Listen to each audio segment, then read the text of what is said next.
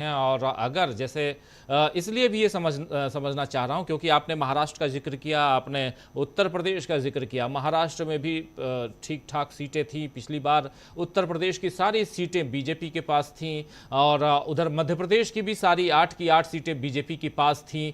42 सीटें 96 में से बीजेपी के पास टोटल थी। लेकिन क्या इस बार वो 42 सीटें, और आप जैसे बता रहे हैं कि उसमें से आधी सीटें हो जाएंगी, जैसी उम्मीद दिखाई दे रही है, जताई जा रही है उस हिसाब से, तो एक महत्वपूर्ण हिस्सा यहां पर आज का जो चंक है, अगर इसमें डेंट लगता है तो यहां से बीजेपी पिछड़ती हुई दिखाई देगी। जरा इसको और थोड़ा एलोबरेट कीजिए प्रेम कुमार जी।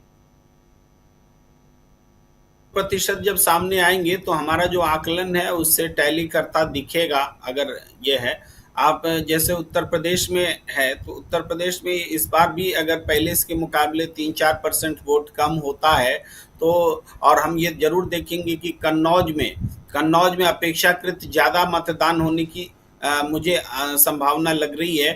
ज्यादा मतदान का मतलब ये नहीं कि 2019 से ज्यादा हो जाएगा। यहाँ जो बाकी सीटों पे जो मतदान होगा उसकी अपेक्षा कन्नौज में ज्यादा रहना चाहिए, तो हम उसको सिम्टम्स मानेंगे कि इंडिया गठबंधन जीत रहा है।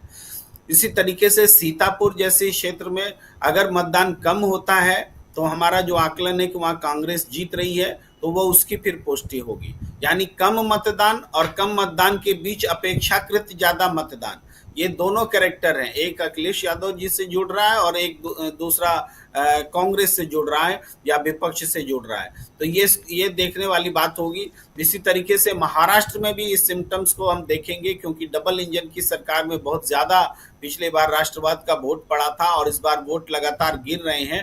तो महाराष्ट्र में इस बार ये स्थिति है कि इंडिया गठबंधन पिछले सभी चरणों में अच्छा प्रदर्शन करते हुए आगे बढ़ा है। तो इस चरण में भी क्या वो टोन वही रहता है और आगे बढ़ती है, वोट परसेंटेज उसकी तस्दीक करेंगे।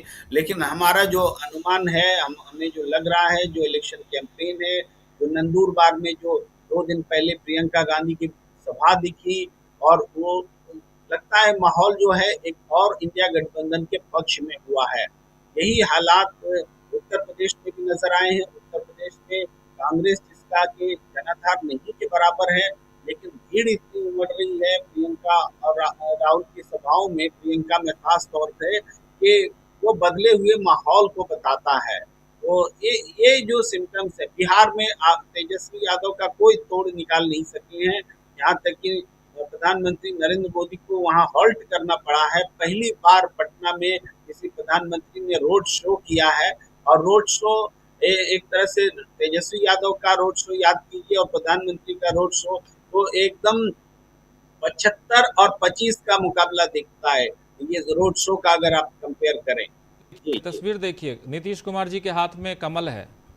नीतीश कुमार जी अपनी पार्टी का सिंबल लेके नहीं, बल्कि कमल का सिंबल लेकर के नीतीश कुमार पटना के इस रोड शो में हिस्सा लेते हुए दिखाई दे रहे हैं।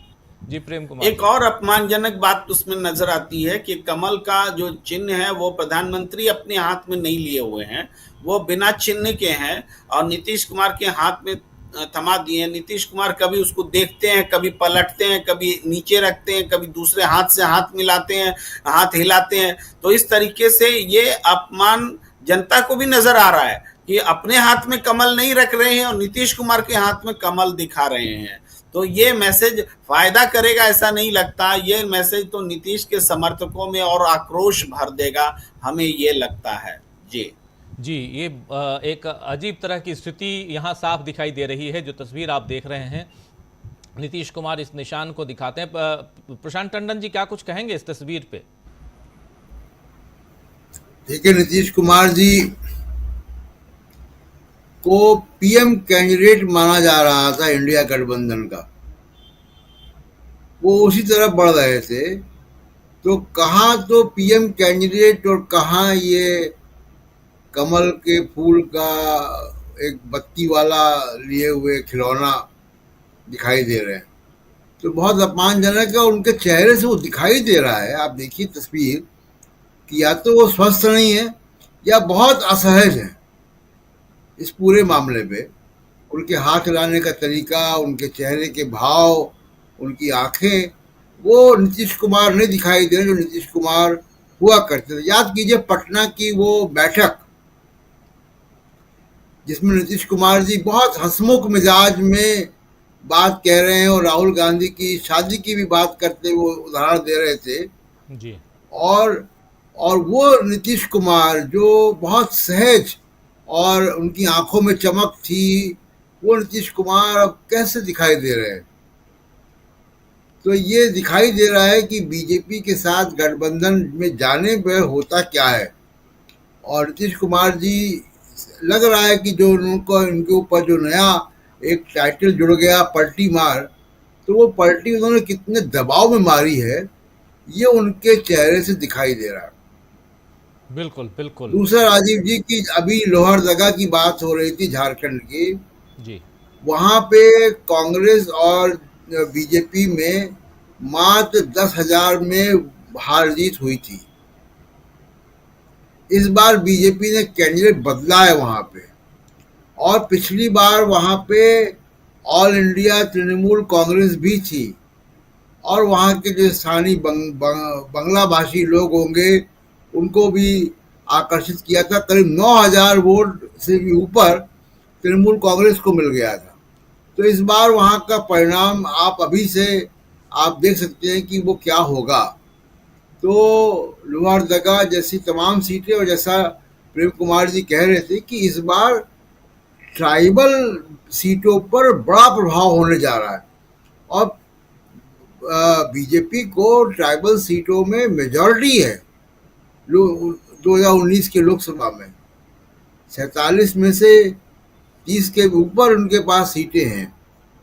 तो इस बार ट्राइबल सीटों पे पूरे देश में प्रभाव है, और अगर हेमंत सोरेन को जमानत नहीं मिलती है आज भी, तो ये प्रभाव और बढ़ेगा। ये गुस्सा ट्राइबल लोगों में और बढ़ेगा कि अरविंद केजरीवाल को बेल मिल गई प्रचार करने के लिए, तो हेमंत सोरेन को क्यों बेल नहीं मिलेगी। तो आज क्योंकि कोर्ट खुलेगा, तो आज सबकी निगाहें उस तरफ भी होंगी, क्या हेमंत सोरेन को भी वो छूट मिलेगी जो अरविंद केजरीवाल को मिल गई। और अगर नहीं मिलती है तो ये आदिवासी समाज का गुस्सा और बढ़ाएगा बीजेपी की तरफ।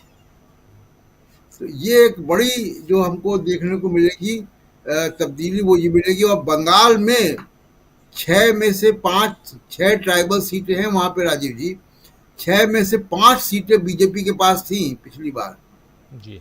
अब पूरे देश की ट्राइबल सीटों पे हेमंत सोरेन का प्रभाव पड़ेगा। इस बात को हम लोग अभी 4 जून को देखेंगे जब दोबारा इसके एनालिसिस करेंगे राजीव जी।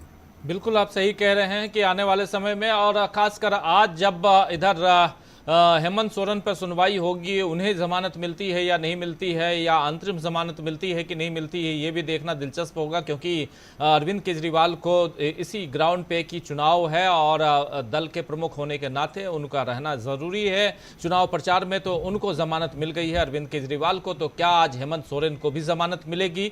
और अगर मिलती है तब भी और नहीं मिलती है तब भी, दोनों अगर तरफ से देखा जाए तो हेमंत सोरेन और उनकी पार्टी को ही फायदा है।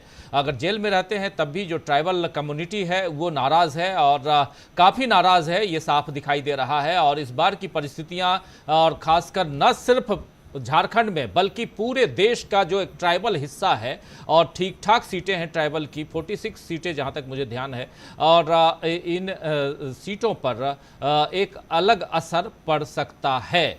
क्योंकि चाहे वो मध्य प्रदेश के ट्राइबल्स हों, चाहे वो जहाँ जहाँ आप चुनाव हो रहे हैं वहाँ की बात कर रहा हूँ, चाहे वो झारखंड के ट्राइबल्स हों या वो ट्राइबल्स जो पश्चिम बंगाल के, बिहार के हों, इन सब के ऊपर असर पड़ना ही पड़ना है, ये तय मानिए। और दूसरी तरफ जो चुनाव की प्रक्रिया चल रही है उसमें चौथा फेज, और चौथे फेज में 96 सीटें और पिछली दफा 2019 में 42 सीटें बीजेपी को आई थी और वाईएसआरसीपी को 22 सीटें आई थी, कांग्रेस को मात्र 6 सीटें आई थी।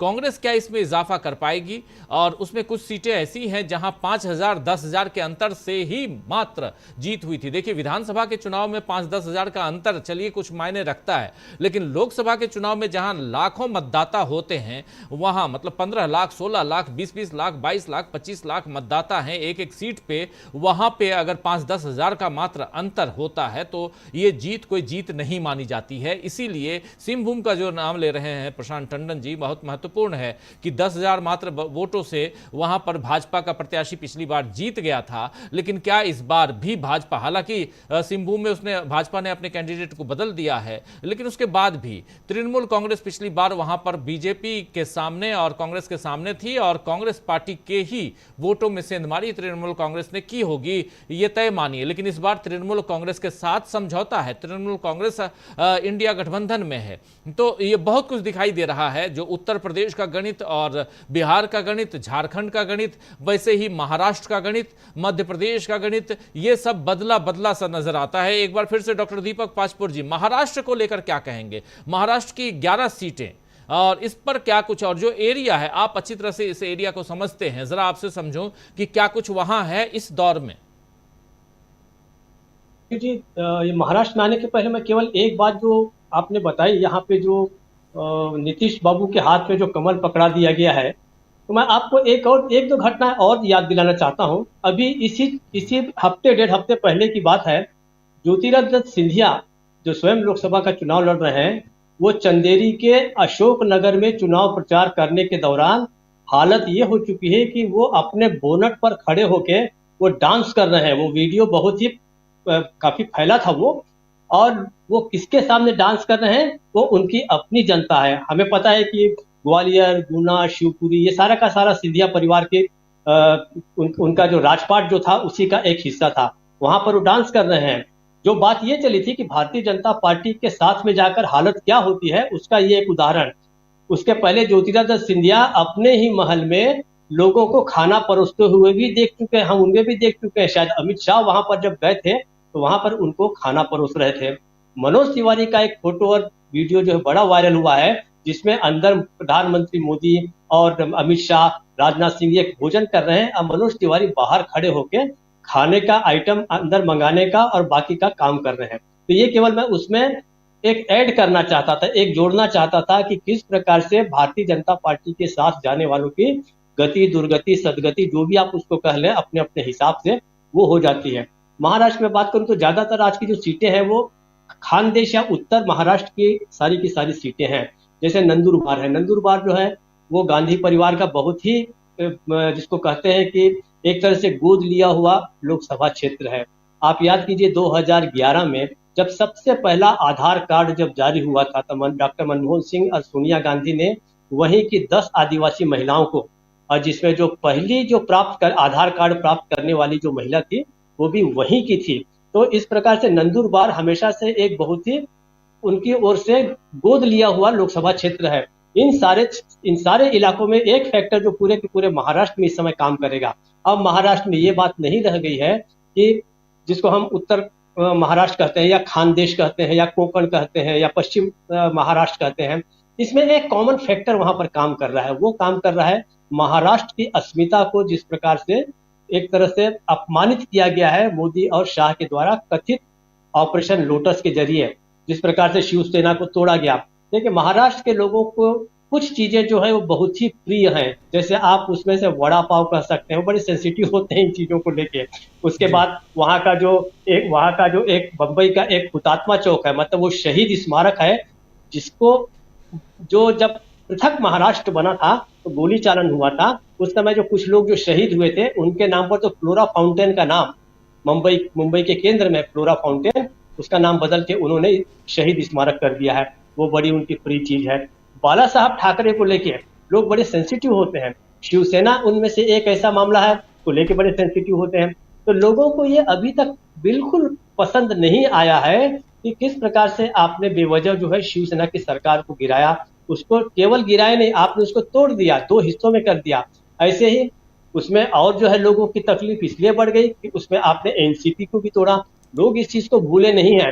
कायदे से जब ये घटना हुई, करीब 1.5 साल शायद हो गए, 2-1 साल हो गए होंगे, जब इनकी उद्धव ठाकरे की सरकार को गिरा के शिंदे को बनाया गया मुख्यमंत्री और देवेंद्र फडणवीस उप मुख्यमंत्री बने हैं। उसके बाद ये पहला समझिए कि टेस्ट है, पहली परीक्षा है महाराष्ट्र के जनता की और मतदाताओं की। वो जाएंगे और वो साबित करेंगे कि हम किस प्रकार से हम आहत हुए हैं इस कृत्य से। हमसे पूछा भी नहीं गया, ऐसी कोई बात नहीं हुई और ऐसी कोई बुरी सरकार भी वहां पर नहीं चल रही थी कि जो बहुत खराब काम कर रही हो। आपने अनावश्यक उसको तोड़ा और उद्धव ठाकरे अब जो है और ज्यादा लोकप्रिय हो गए। आप देखिए मुख्यमंत्री बनने के दौरान वो और ज्यादा लोकप्रिय हुए हैं जब उनको हटा दिया गया। उनकी सभाओं में आप जाइए, एनसीपी की सभाओं में जाइए, तो मुझे ये लग रहा है कि एक जो फैक्टर जो है, ये जो तथ्य है पूरे के पूरे महाराष्ट्र के चुनाव में ये एप्लीकेबल है, ये लागू हो रहा है। और लोग जो वोट करेंगे अब शायद स्थानीय मुद्दों को भूलकर महाराष्ट्र की अस्मिता को लेके करेंगे। अच्छा, दूसरा ये जो हम ज्यादातर जगह पे हम जो बात कर रहे हैं, इसमें चाहे वो पश्चिम महाराष्ट्र हो, महाराष्ट्र हो, चाहे पश्चिम बंगाल हो, चाहे झारखंड हो, इसमें सबसे बड़ा जो फैक्टर जो सभी जगह काम कर रहा है वो ये है कि किस प्रकार से केंद्र सरकार ने, मोदी और शाह की सरकार ने जो फेडरलिज्म जो है, संघवाद जो है, उस पर कैसा आघात किया है। इसी को लेकर ये सारा का चुनाव जो है वो लड़ा जा रहा है। यही वो मुद्दा था जिसके कारण कर्नाटक और तेलंगाना भी ये लोग हारे हैं, भारतीय जनता पार्टी के लोग। तो मुझे ये लग रहा है कि अब आने वाले समय में जो है ये एक फैक्टर सभी राज्यों के लोग महसूस कर रहे हैं और उसके आधार पर भी वो मतदान कर रहे हैं। पहले जितने चरण हो गए उसमें भी वो तथ्य था, लोगों के जेहन में था कि हर केंद्र की सरकार जो है हम पर जो है वो अतिक्रमण कर रही है, राज्य के अधिकारों में कटौती कर रही है, उसको परेशान कर रही है। बहुत सारे राज्यों में आप देखिए जीएसटी का उनका जो हिस्सा है वो नहीं मिला है। बहुत सारी ऐसी योजनाएं जहां पर भारतीय जनता पार्टी की राज्य सरकार नहीं है, उन राज्यों को बहुत तकलीफ पहुंचाई गई है। इसीलिए जो है डबल इंजन सरकार, ये जो शब्द गढ़ा गया है, ये अपने आप में संघवाद के खिलाफ है। अब लोग उसको महसूस कर रहे हैं। महाराष्ट्र में फैक्टर सबसे उभर कर काम करेगा राजीव जी, सबसे उभर कर। मुझे ऐसा लगता है कि परिणाम जो है, जैसा हम लोग बात कर रहे हैं, जैसे तमाम राजनीतिक पंडित भी बता रहे हैं, ओपिनियन पोल्स भी बता रहे हैं कि महाराष्ट्र में भारतीय जनता पार्टी जो है बहुत बड़ी लूजर साबित होगी, बहुत बड़ी लूजर। और अपने साथ साथ जिन लोगों को उसने लिया है, एनसीपी का वो धड़ा, अजित पवार वाला धड़ा और शिवसेना का शिंदे धड़ा, इनका भी शायद कहीं अता पता भी नहीं चलेगा। कुछ सीटें वो पाले अपनी इज्जत बचाने के लिए, तो ये भी काफी होगा, ऐसा वहां के लोग बतला रहे हैं। राजीव जी जी, महाराष्ट्र में क्या कुछ होने जा रहा है, इस पे हम चर्चा कर रहे हैं। चर्चा हम कर रहे हैं सीधे 96 सीट्स जो इस बार जिस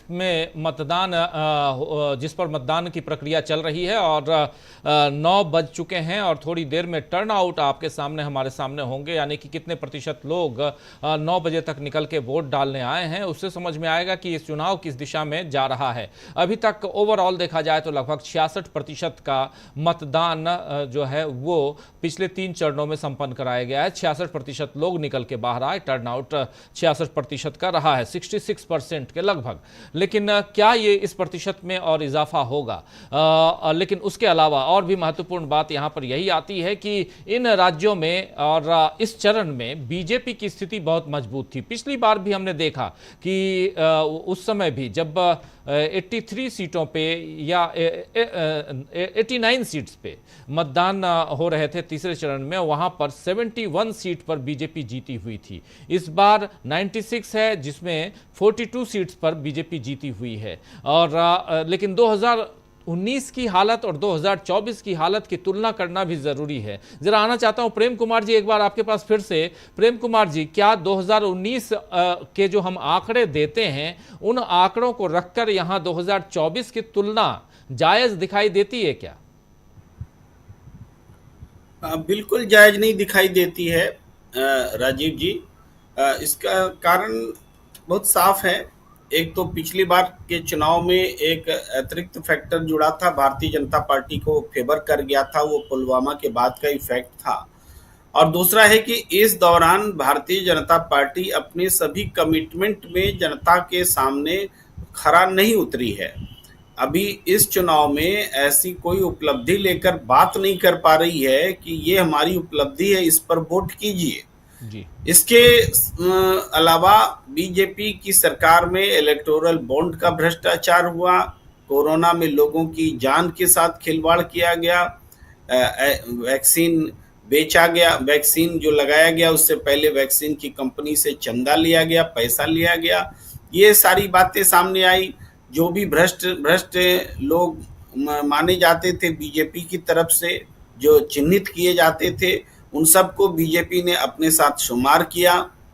इसके अलावा गैस सिलेंडर इतना महंगा हुआ कि आम जनता ने खरीदना बंद कर दिया और गैस सिलेंडर को लेकर के बहुत बड़ी बड़ी उज्ज्वला योजना और तमाम तरह की बातें हुई। महंगाई इतनी ज़्यादा बढ़ गई कि महिलाएं उससे प्रभावित हैं और युवाओं में तो इतना गुस्सा है जो गुस्सा पिछले चुनाव में था ही नहीं। तो ये जो फर्क दिख रहा है, इस फर्क के कारण विपक्ष के पक्ष में एक हवा बनी है कि वो इस सत्ता पक्ष को उखाड़ फेंकने के लिए वो मजबूती से खड़े हों। आप देखिए, जब मैं बहुत टोकन के तौर पर बेगूसराय की सीट उठाता हूँ। बेगूसराय की सीट पिछले बार बहुत चर्चा में रही थी और कन्हैया कुमार वहां से चुनाव लड़े थे, लेकिन विपक्ष एकजुट नहीं था। अगर विपक्ष एकजुट होता तो वो पिछला चुनाव कन्हैया कुमार जीत सकते थे, या फिर आरजेडी ने भी कैंडिडेट दिया था। लेकिन इस बार वहां अवधेश राय चुनाव लड़ रहे हैं और वो भी कम्युनिस्ट पार्टी से हैं और आरजेडी पूरा समर्थन दे रही है, इंडिया गठबंधन की तरफ से वो खड़े हैं। नतीजा ये है कि वहां जाति फैक्टर भी टूटता नजर आ रहा है। जो भूमिहार वोटर्स एकदम माने जाते थे बीजेपी के साथ होना, वो भूमिहार वोटर्स, हमें सूचना है कि कई विधानसभा क्षेत्र में अलग अलग मीटिंग करके डिसाइड करके वोट दे रहे हैं सीपीआई को। हालांकि भूमिहारों में सीपीआई की भी पैठ रही है, इतिहास रहा है, इस कारण से भी उधर से इधर टर्न हो जाता है आसानी से। तो ये एक बात है। इसके अलावा हम देखते हैं जो बाकी सीटें बिहार में हैं, समस्तीपुर और दूसरी जो 4 सीटों पर चुनाव हो रहे हैं, उजियारपुर, तो उजियारपुर में स्वयं भारतीय जनता पार्टी के इधर से खाने से जो हमें खबर मिल रही है कि उजियारपुर में बीजेपी जीतने नहीं जा रही है। तो जब बिहार में इस तरह के हालात बन रहे हैं कि बेगूसराय की सीट भी सुरक्षित नहीं दिख रही है, जो एकदम बीजेपी का पक्का माना जा रहा था, उजियारपुर में दिक्कत है, तो इसका मतलब एक बहुत जबरदस्त लहर चल रही है जो भारतीय जनता पार्टी को मजबूत सीटों पर भी उन सीटों से बेदखल कर रही है। यही लहर उत्तर प्रदेश में भी दिखाई देता है। हालांकि इस लहर को कोई चिन्हित करने का थर्मामीटर नहीं है, लेकिन थर्मामीटर बस यही है कि आप देखें तो कांग्रेस, जिसका कोई संगठन नहीं है, उसकी सभाओं में उठ रही भीड़ वो उनको चिंतित कर रही है। जी जी, कुछ बोल रहे हैं आप राज? नहीं, बिल्कुल बिल्कुल अपनी बात रखिए प्लीज। तो इसके आगे हम ये देख रहे हैं कि जो प्रतिक्रिया हो रही है, जैसे अमित शाह ने कैंप कर लिया है उत्तर प्रदेश को, तो वहां पर वो बात जो अमित शाह और योगी आदित्यनाथ के बीच ट्यूनिंग नहीं है, यानी संगठन के भीतर जो असंतोष पैदा हो रहा है, वो भी इसी कारण हो रहा है कि जनता विपक्ष के साथ खड़ी दिख रही है। बीजेपी के नेताओं को जवाब देना मुश्किल हो रहा है। आरएलडी ने समर्थन कर दिया बीजेपी को, लेकिन आरएलडी कार्यकर्ताओं के पास में इतनी मॉरल ग्राउंड ही नहीं कि वो जाके बीजेपी को डिफेंड कर सके। अब लखीमपुर खीरी में आरएलडी क्या करेगी उसको खुद समझ में नहीं आ रहा है। हमें ध्यान है कि जयंत चौधरी ने कहा था, एक ऐसे ही इसमें मैं बैठा था, जो टीवी का ये होता है, आमतौर पर बुलाया जाता है कॉन्क्लेव, तो कॉन्क्लेव में जयंत चौधरी ने तब तक समर्थन दे दिया था। तो वो उनसे पूछा गया कि लखीमपुर खीरी में आप चुनाव प्रचार करने जाएंगे कि नहीं, तो थोड़ा सा उन्होंने टाइम लिया और फिर कहा कि फ्रैंकली स्पीकिंग तो मुझे बहुत मुश्किल होगी वहां बीजेपी के लिए वोट मांगने के लिए। ये बात उन्होंने आरएलडी को बीजेपी को समर्थन देने के बाद कही थी। और आप देख सकते हैं हिम्मत नहीं है कि आरएलडी के लोग जा करके जनता को बोल सके कि लखीमपुर खीरी में वोट दें। तो ये तो एनडीए गठबंधन का हाल है। तो हर तरह से नकारात्मक बातें दिख रही हैं बीजेपी के लिए उनके गढ़ में। भाई उत्तर प्रदेश और बिहार में अगर इस तरह की बात है, महाराष्ट्र में अगर इस तरह की बात है, तो ये 3 प्रदेश अपने आप में आप देख रहे हैं कि बीजेपी की जो टैली है 42 वाली, उसको बहुत नीचे लाने में कामयाब होती दिख रही है। विपक्ष का ये एक तरह से गोल कामयाब होता दिख रहा है। जी राजीव। जी जी, बिल्कुल बिल्कुल।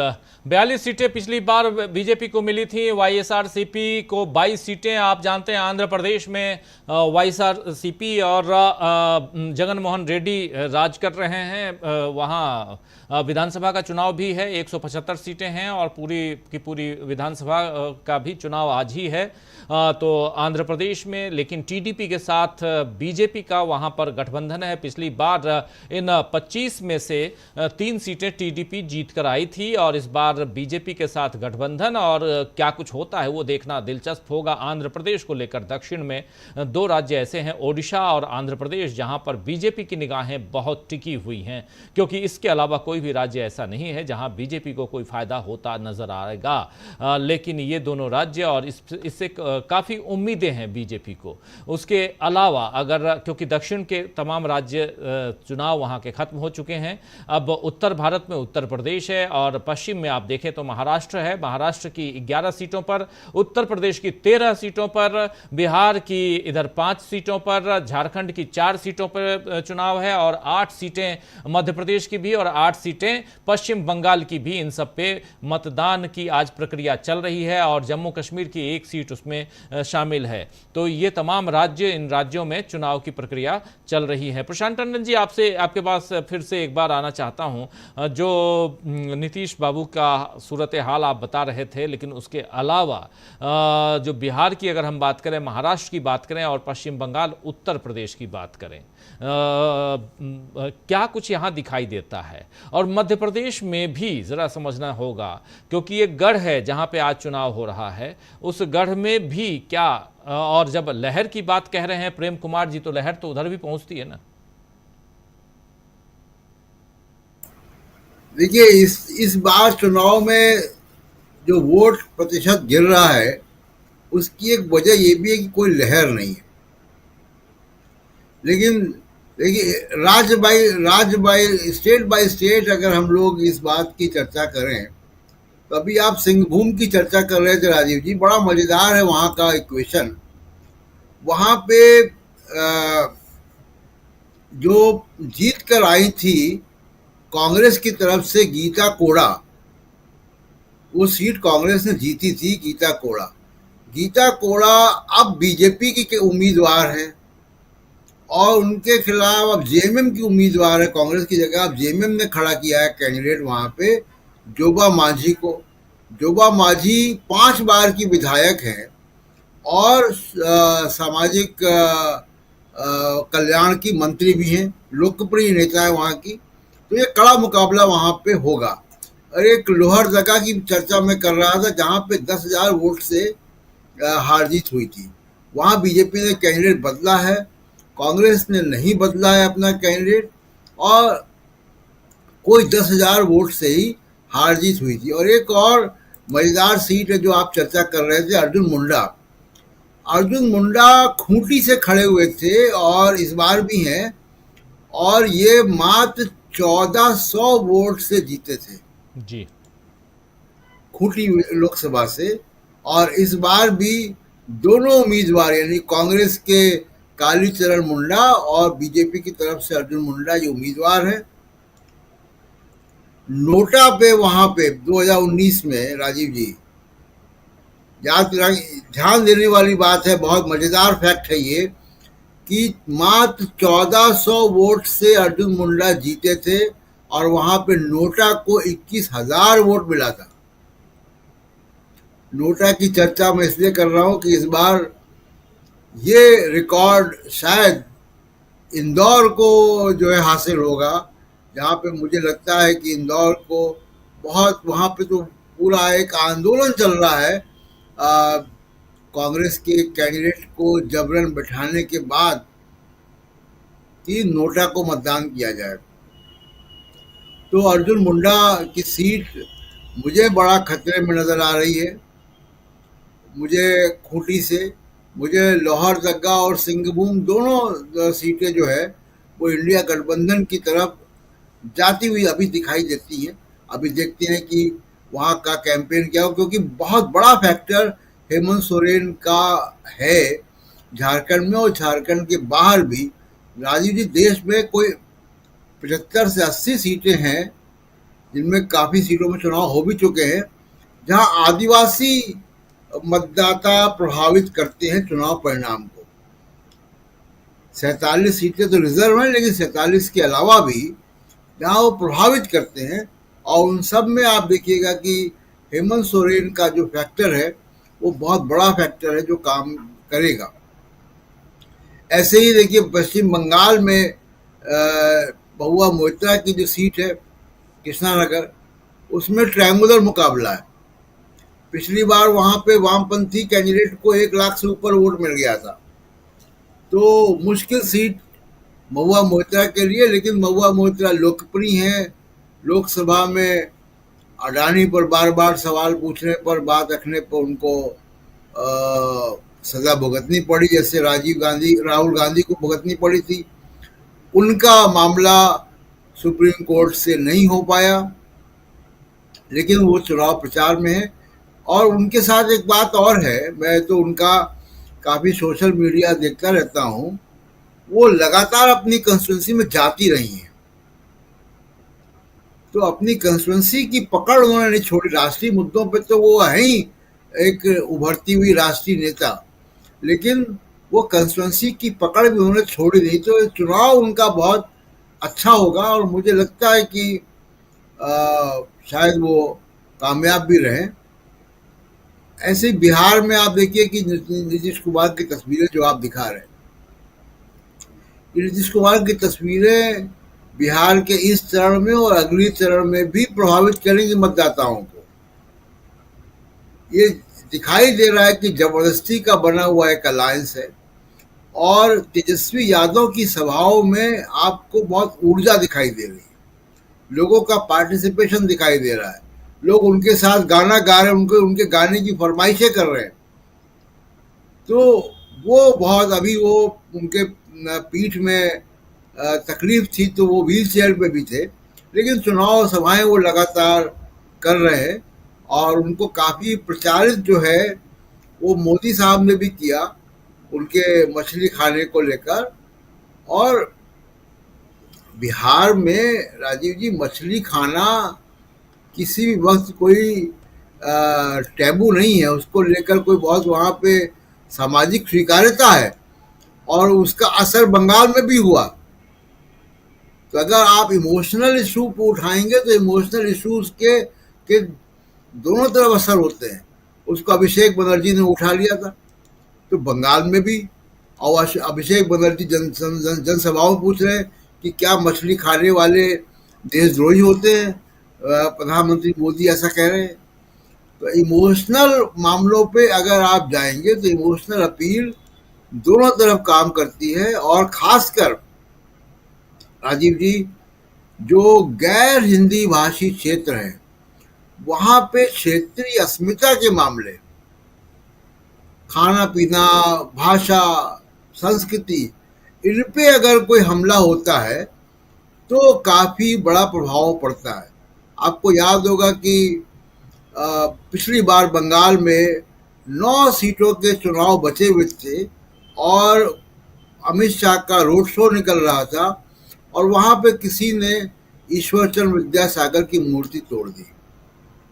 वो 9 की 9 सीटें तृणमूल कांग्रेस को चली गई थी। तो जब संस्कृति, भाषा, खान पान, इन पे हमला होता है तो लोग सारे मुद्दों को छोड़कर फिर उसमें प्रतिक्रिया देते थे। राजीव जी बिल्कुल बिल्कुल आप सही कह रहे हैं। संस्कृति, भाषा, खान पान, इन पर हमला अगर होता है तो लोग फिर बिदकते हैं, अलग होते हैं। और इस बार पहली दफ़ा ऐसा हो रहा है कि प्रधानमंत्री नरेंद्र मोदी को रोड शो करना पड़ा पटना में, रात गुजारनी पड़ी। कल रात को पटना में ही थे और वेस्ट बंगाल पहुंचे थे। पहले वेस्ट बंगाल से यानी पश्चिम बंगाल के बाद बिहार पहुंचे थे। शाम को बिहार में रोड शो, और रोड शो की तस्वीरें आप लोगों ने देखी, जहां जेडीयू के प्रमुख और बिहार के से पिछले 19 साल से मुख्यमंत्री नीतीश कुमार को हाथ में कमल छाप अपना वो नहीं लेकर, बल्कि कमल छाप लेकर, यानी तीर निशान ना लेकर के और कमल छाप के साथ उनको घूमना अगर पड़ा तो अपने आप में क्या परिस्थिति हुई होगी, कैसा उनका उस समय मानसिक स्थिति उनकी क्या रही होगी, इसका अंदाज़ा आप लगा सकते हैं। चुनाव का दौर है और बहुत सारी चीज़ें करनी होती हैं। कहा जाता है ना कि यहाँ पर गणित से नहीं बल्कि रसायन शास्त्र यानी केमिस्ट्री से आप राजनीति को देखना चाहिए और देखते हैं। तो ये जो केमिस्ट्री है वो कितनी मैच, कई बार मिक्स मैच भी होती है, ब्लास्ट भी हो जाता है। तो ये आगे समझेंगे हम जब चुनाव के बाद 4 तारीख को जब रिजल्ट आएगा तो केमिस्ट्री कितना मिक्स होती है।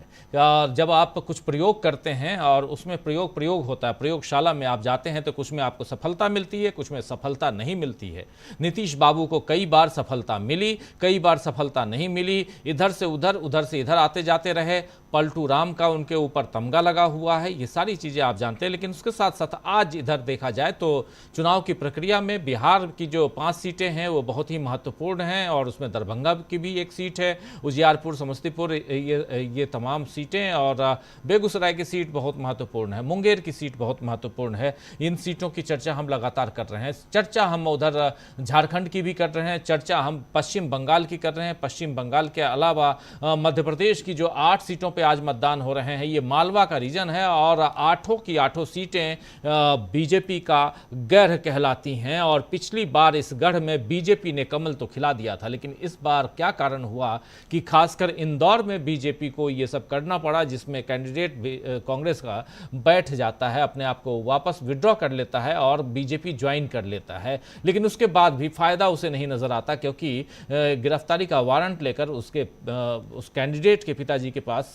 पुलिस पहुंच जाती है। डॉक्टर दीपक पासपोर्ट जी, जरा मध्य प्रदेश के हिसाब से भी समझना चाहूंगा आपसे कि कैसे देखा जाए मध्य प्रदेश के इस मालवा रीजन, और इस बार अगर लहर है तो लहर तो सब तरफ होगी, अगर कोई लहर नहीं है तब भी सब तरफ ये लहर नहीं होगी, जो बातें होती हैं। और इन सब के बीच ये चुनाव, और इसमें नरेंद्र मोदी के चेहरे पे चुनाव बीजेपी लड़ती आई है। अब क्या नरेंद्र मोदी का चेहरा जो है वो फेडअप हो गया है, और क्या अब यहाँ से लोकल चेहरे के दम पे अगर लोग आगे बढ़ना चाहें, पार्टी आगे बढ़ना चाहें, तो वहां पर उसको फायदा नजर नहीं आता? क्या कुछ है? कि जैसा आप कह रहे हैं बात सही है कि केवल एक किसी इलाके का एक पर्टिकुलर छोटा मोटा फैक्टर हो सकता है, लेकिन राष्ट्रीय स्तर पर जो भारतीय जनता पार्टी के जो कामकाज है, उसके कामों का तरीका है, वो सारा भी कहीं न कहीं पूरे देश भर में वो इस समय काम कर रहा है। मोदी ब्रांड का फेड होने का कारण सबसे यही है कि अब उनमें न तो वो प्रभावत्मकता रह गई है, प्रभावशीलता रह गई है, और न ही उनके पास कोई नए मुद्दे हैं। वो अपने आप को रिन्यू बिल्कुल नहीं कर रहे हैं। जबकि उनके खिलाफ जो इंडिया गठबंधन जो खड़ा है, वो आप देखिए पिछले 1.5-2 महीनों से लगातार लगभग हर रोज या तो कोई नया विमर्श खड़ा कर रहा है, या कोई अपना नया गठबंधन बना रहा है, नए साथी बना रहा है, या नए नए लोगों को साथ ला रहा है। आंध्र प्रदेश की अगर मैं बात करूं तो आप देखिए उस समय राहुल गांधी के साथ जो वाई एस शर्मिला का जो सभा हुई है, उन्होंने एक बात कही, राहुल गांधी ने वहां पर वो बड़ा ही जबरदस्त तरीके से असर किया है। उन्होंने लोगों को कहा कि शर्मिला जो है वो मेरी बहन है, आप इनको मैं लोकसभा में देखना चाहता हूं और आप भेजिए। मैं केवल एक उदाहरण दे रहा हूं। या जैसे हम झारखंड की बात करें, अकेले हेमंत सोरेन का जो इशू है वो केवल झारखंड में तो काम कर ही रहा है, उसका असर छत्तीसगढ़ तक है, क्योंकि छत्तीसगढ़ में भी बड़ी संख्या में जो है वो आदिवासी लोग हैं। उसका असर थोड़ा बहुत बिहार में भी जाएगा।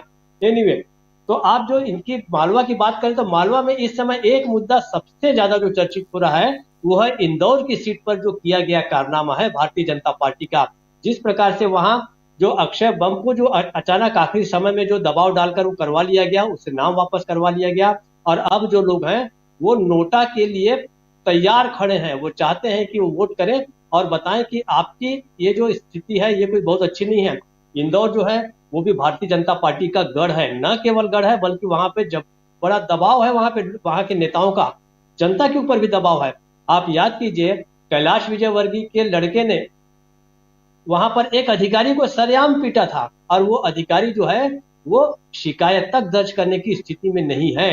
तो इस प्रकार की दादागिरी को पहली बार मालवा के लोग, इंदौर जो है वो मालवा का एक तरह से व्यावसायिक गढ़ है और इंदौर को ही माना जाता है कि वो दिल भी है उसका, पूरे मालवा रीजन का। उसकी जो कला संस्कृति जो है, ठीक है, वहां पर दूसरे धार, देवास वगैरह के जो एरिया है, उज्जैन में शिप्रा नदी के कारण, महाकालेश्वर के कारण, उन सब का महत्व है। लेकिन मालवा जो है इस समय एक नई चीजें जो है, हमारे साथी जो है प्रकाश हिंदुस्तानी जो अक्सर जुड़ते हैं मालवा की बातें भी बताते हैं, तो मालवा में अब वो स्थिति नहीं रह गई है। भारतीय जनता पार्टी वहां पर बड़ी तेजी से अलोकप्रिय हुई है। उसका एकमात्र कारण यह है कि वहां पर उन्होंने जिस प्रकार से इंदौर का जो राजनीतिक नाटक खेला, वो लोगों को पसंद नहीं आया है। इंदौर जो है वहां का साक्षरता दर भी बहुत अच्छी है, पूरे मालवा की बहुत अच्छी है। मालवा बहुत संपन्न इलाका है, गेहूं और कपास का अच्छा उत्पादक इलाका है। तो वहां के लोग जो इन चीजों को पसंद नहीं कर रहे हैं, उन चीजों को समझ रहे हैं, ये कोई बहुत अच्छी बात नहीं हुई। पूरे देश में देखिए जिन सीटों को लेके अच्छी खासी बदनामी हुई है, उसमें इंदौर भी है, सूरत है, उसके बाद खजुराहो है। यहाँ पर जो कुछ हुआ है, चंडीगढ़ में जो मेयर का जो चुनाव हुआ, इसमें भारतीय जनता पार्टी ने जो कुछ काम किया है उसका असर जो है सभी जगह होगा। पूरे देश में जब भद्द पिटी है भारतीय जनता पार्टी की इंदौर के कारण, तो मालवा का क्षेत्र उससे अछूता कैसे रह सकता है? मुझे ऐसा लगता है कि निश्चित रूप से इसका असर होगा।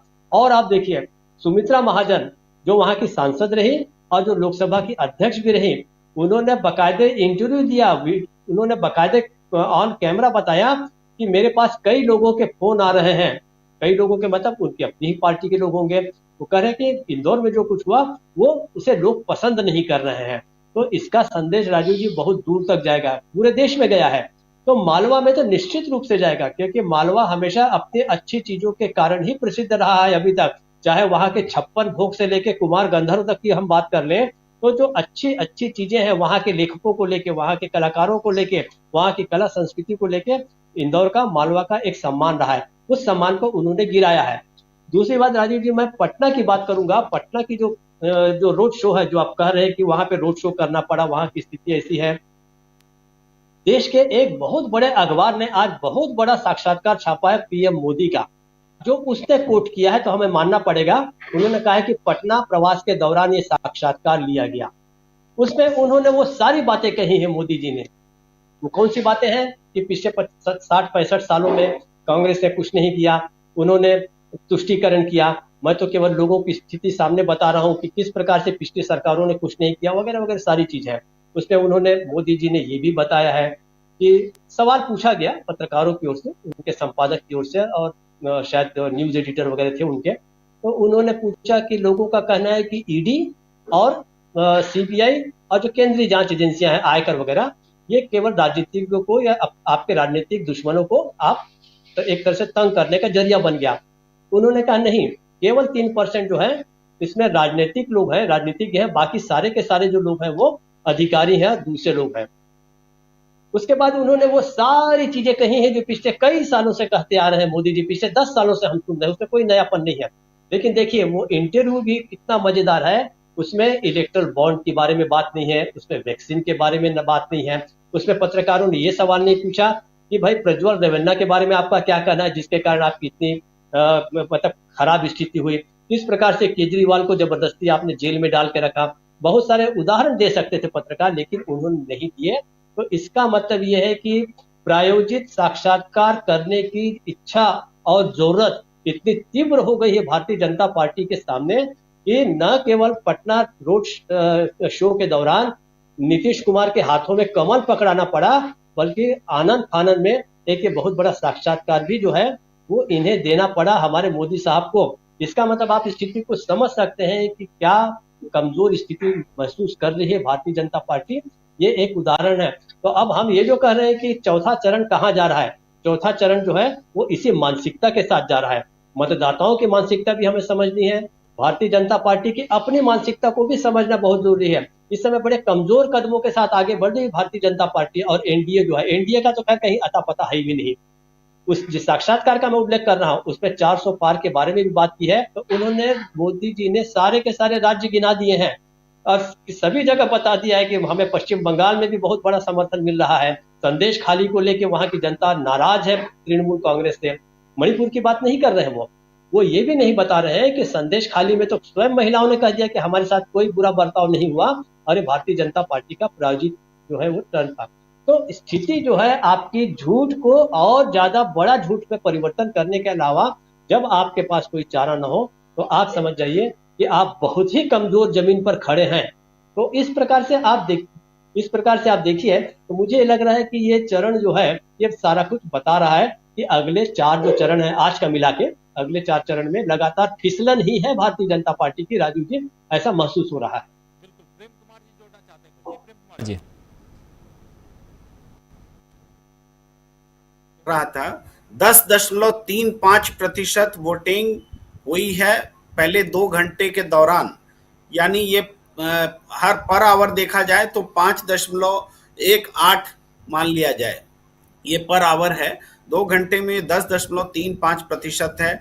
पिछले 2 चरणों की तुलना में देखा जाए तो कम ही है, क्योंकि मुझे याद आ रहा है 11-12% वोटिंग पहले 2 घंटे में हुए थे। तो इसमें हम देख रहे हैं आंध्र प्रदेश में 9% से ज्यादा वोटिंग है, बिहार में 10 से ज्यादा है, जम्मू कश्मीर में सिर्फ 5% से ज्यादा है, झारखंड में 11.78 है, मध्य प्रदेश में 14.97% है जो सबसे ज्यादा है, जो भी हम बता रहे हैं। महाराष्ट्र में 6.45%, इस बार भी कम वोटिंग का ट्रेंड जारी है। ओडिशा में 9.23% है, तेलंगाना में 9.51% है, उत्तर प्रदेश में 11.67% है और पश्चिम बंगाल में 15.24% मतदान हुआ है। जी जी, सबसे ज्यादा वेस्ट बंगाल में 15.24% जो आप बता रहे हैं, सबसे ज्यादा वोटिंग पिछली बार भी हुई थी और इस बार भी पश्चिम बंगाल में सबसे ज्यादा वोटिंग का प्रतिशत यहां दिखाई दे रहा है। और सबसे कम वोटिंग जो है वो महाराष्ट्र में है, 6.45% आप जो कह रहे हैं। और ये ट्रेंड चला आ रहा है। महाराष्ट्र में वोटिंग पोलिंग प्रतिशत, टर्न आउट परसेंट जो है वो कम दिखाई दे रहा है लगातार। मध्य प्रदेश दूसरे नंबर पर है, 14.97%। यानी मध्य प्रदेश में सुबह 2 घंटे में 7 से 9 तक, 7 बजे से 9 बजे तक 14.97% की पोलिंग।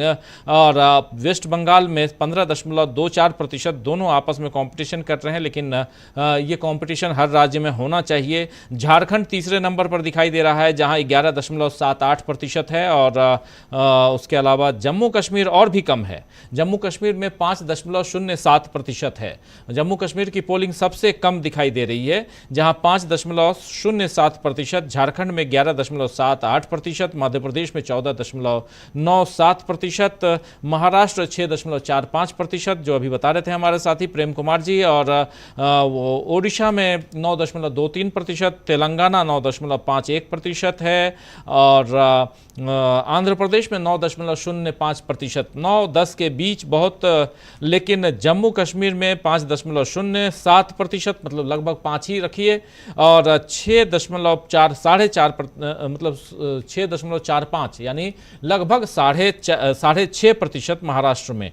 इन आंकड़ों को देखें, अमलेंदु जी हमारे साथ जुड़ गए हैं स्टूडियो से। अमलेंदु जी, क्या कुछ कहेंगे? 10.35% की पोलिंग अभी तक, कैसे देखा जाए इसको?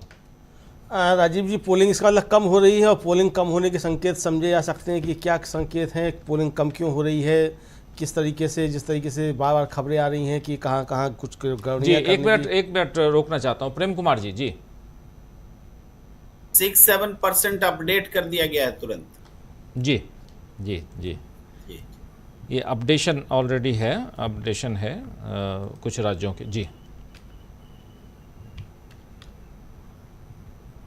अमलेंदु जी जी, तो ये कुल मिला के राजीव जी जिस तरीके की सब खबरें आ रही हैं, तो ये कम मतदान जो है, अगर सुबह भी के समय भी कम मतदान है राजीव जी, तो समझा जा सकता है कि शाम तक मतदान और कम होगा, क्योंकि गर्मियों के समय में मतदान सुबह जो है वो तीव्र गति से होता है, उसके बाद फिर वो मतदान धीमे होना शुरू हो जाता है।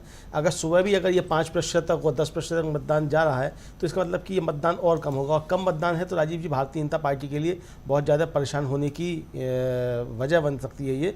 और मुझे लगता है ये परेशानी ये और बढ़ती जाएगी, चूँकि जो 3 चरण के जिस तरीके से रुझान आए हैं, मतलब जनता से जो सूचनाएं मिल रही हैं, उससे भी साफ समझा जा सकता है कि भारतीय जनता पार्टी के लिए इसमें परेशानियां बढ़ रही हैं।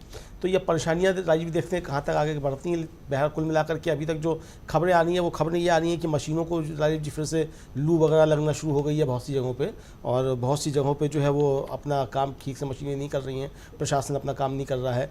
समाजवादी पार्टी ने कई गंभीर आरोप लगाए हैं, खासतौर से कन्नौज को लेकर के राजीव जी। जी, प्रशांत टंडन जी, क्या कहेंगे इन आंकड़ों पे आप?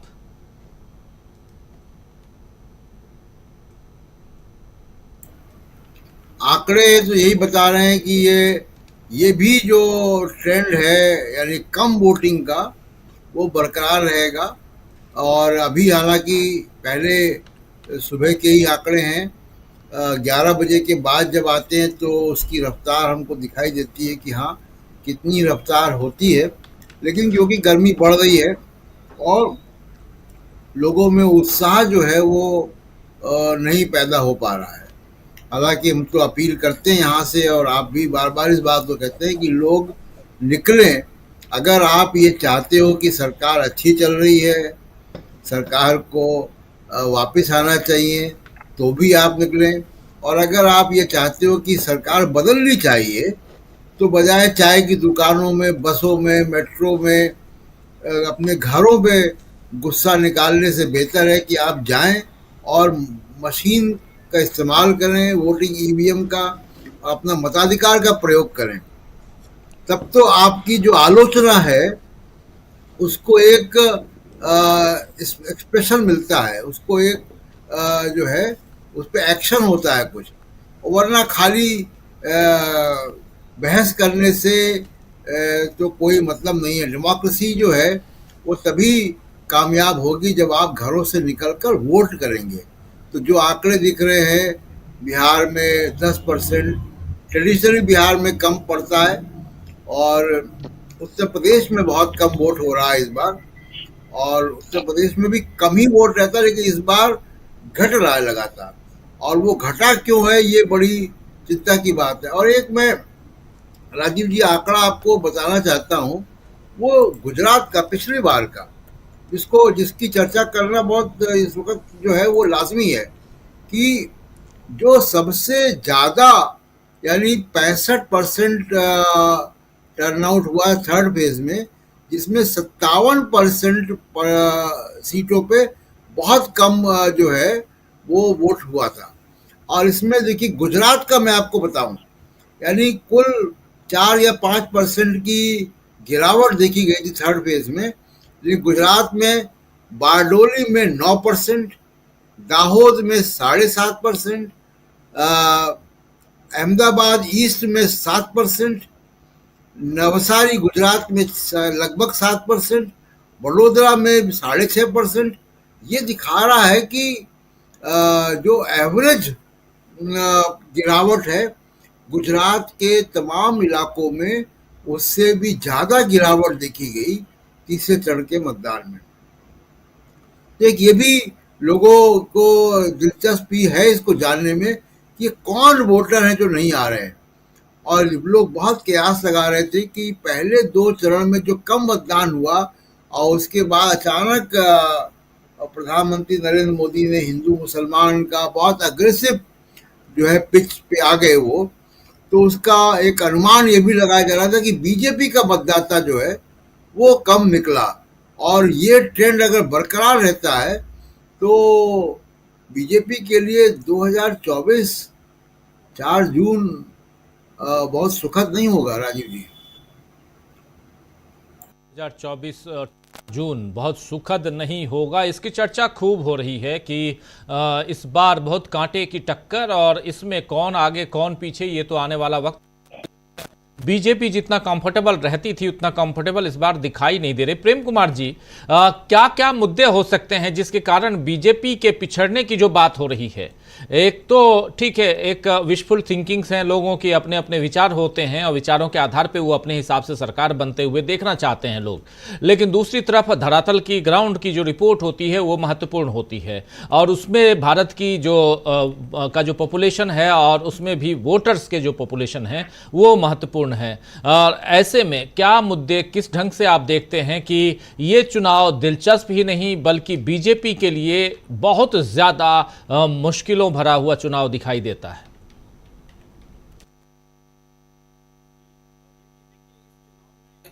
जो सबसे बड़ा फर्क दिखा है कि नरेंद्र मोदी की क्रेडिबिलिटी कम हुई है, उनकी बातों पर भरोसा कम हुआ है।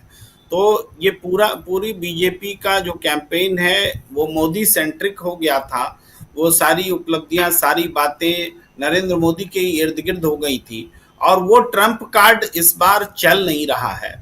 और इसके चलने के सबसे प्रमुख कारण क्रेडिबिलिटी है, और क्रेडिबिलिटी खोने का जो कारण है लगातार झूठ बोलना है, लगातार विभाजनकारी एजेंडे पर बने रहना है, लगातार जिम्मेदारी जिन मुद्दों पर है उस पर नहीं बोलना है, जैसे मणिपुर पर नहीं बोलना है, महंगाई पर नहीं बोलना है, बेरोजगारी पर नहीं बोलना है, माने यानी जनता को जहां जवाब चाहिए वहां चुप्पी, और जहां जवाब नहीं चाहिए वहां विभाजनकारी एजेंडा लेकर के सामने आना, ये एक प्रमुख बात है।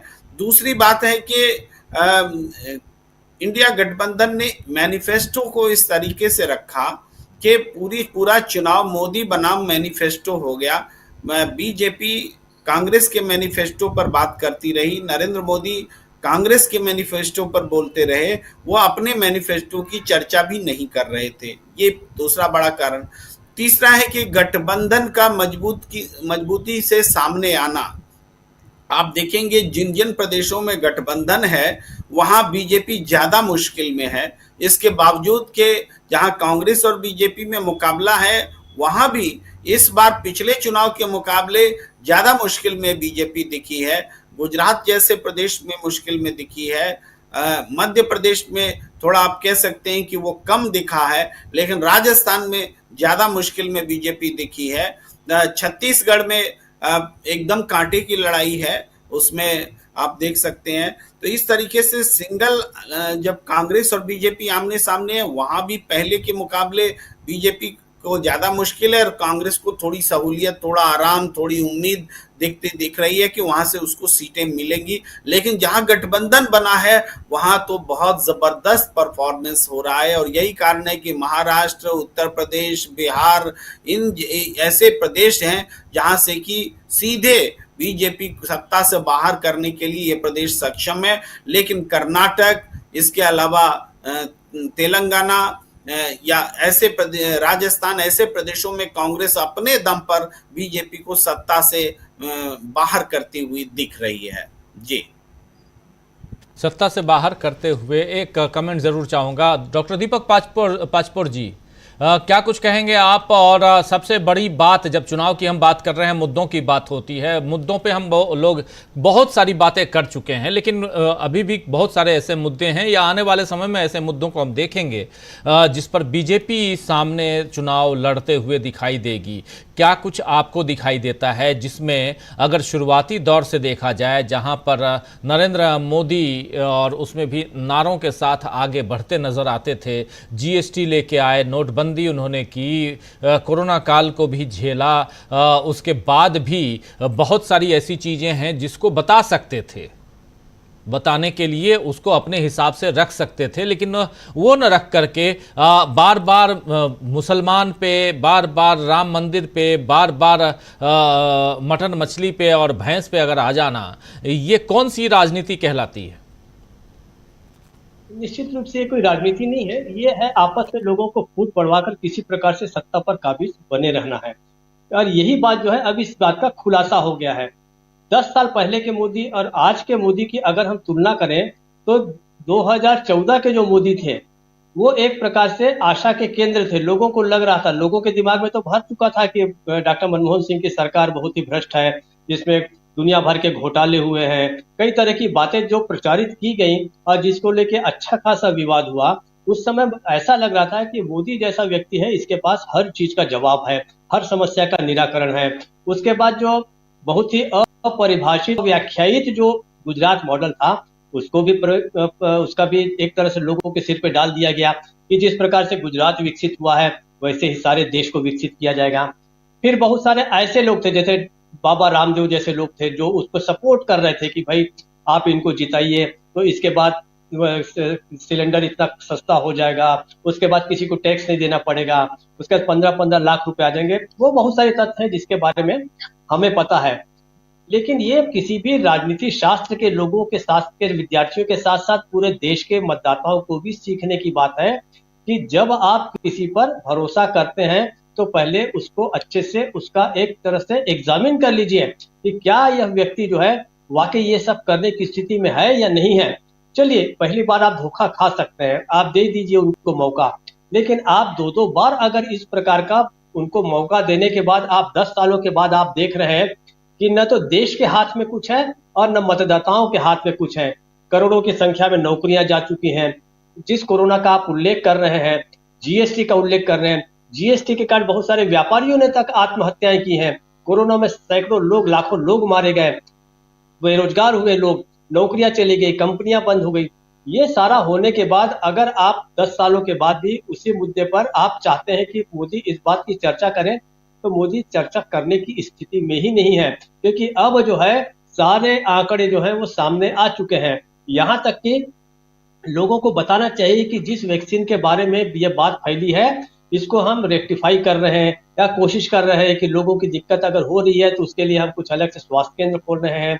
जीएसटी को हम और अच्छा करेंगे, उसको व्यवहारिक बनाएंगे, उसमें चेंजेस लाएंगे। इसके बारे में मोदी कुछ भी करने की स्थिति में नहीं है। यहाँ तक कि देखिए, आप का जो घोषणा पत्र है आम आदमी पार्टी का, उसको स्वयं को तो पूरा का पूरा बहुमत मिलेगा नहीं, वो तो इंडिया का एक पार्ट है, लेकिन वो भी दावा कर रहा है कि चीन ने जो जमीन हथिया ली है उस जमीन को हम छुड़ाएंगे। ये बात तो कायदे से मोदी जी को कहना चाहिए था। ये तो या तो मोदी जी बताते, भाई आपके सामने ऐसी कोई स्थिति नहीं है कि स्वतंत्र रूप से उसकी पूरी की पूरी सरकार बन जाएगी केंद्र में, अगर बनेगी तो इंडिया के साथ बनेगी। तो वो भी व्यक्ति जो है, आम आदमी पार्टी या कहे या केजरीवाल कहे, वो भी चीन के साथ जो समस्याएं हैं, हमारी सीमा संबंधी समस्याएं हैं, उसको भी वो सुलझाने की बात कर रहा है। लेकिन हमारे मोदी जी जो है वो नहीं बता रहे हैं। कायदे से तो आपका रिपोर्ट कार्ड पेश करने का ये समय होता है किसी भी सरकार के लिए। इसमें मीडिया भी बहुत खराब भूमिका निभा रहा है, जिसके बारे में उल्लेख कर रहा हूं। कुछ दिनों पहले मोदी जी का एक और साक्षात्कार छपा था। मोदी के साक्षात्कार के बाद मल्लिकार्जुन खड़गे का साक्षात्कार छपा, जबकि कायदे से तो पहले आपको विपक्ष के जो नेता है उनका साक्षात्कार छापना चाहिए और वो जो सवाल उठाएं उसका जवाब आपको मांगना चाहिए मोदी जी से। तो यहाँ उल्टा चलन जो है हमारे मीडिया ने भी चला रखा है। तो आप चारों ओर से जब जनता को कोई भी जवाब नहीं मिलेगा तो उसका एक तरह से उदासीन हो जाना स्वाभाविक है। मैं एक दूसरी बात कहना चाहता हूँ राजीव जी, हो सकता है कि इसको हम तत्काल इस समस्या को हम न समझ सकें।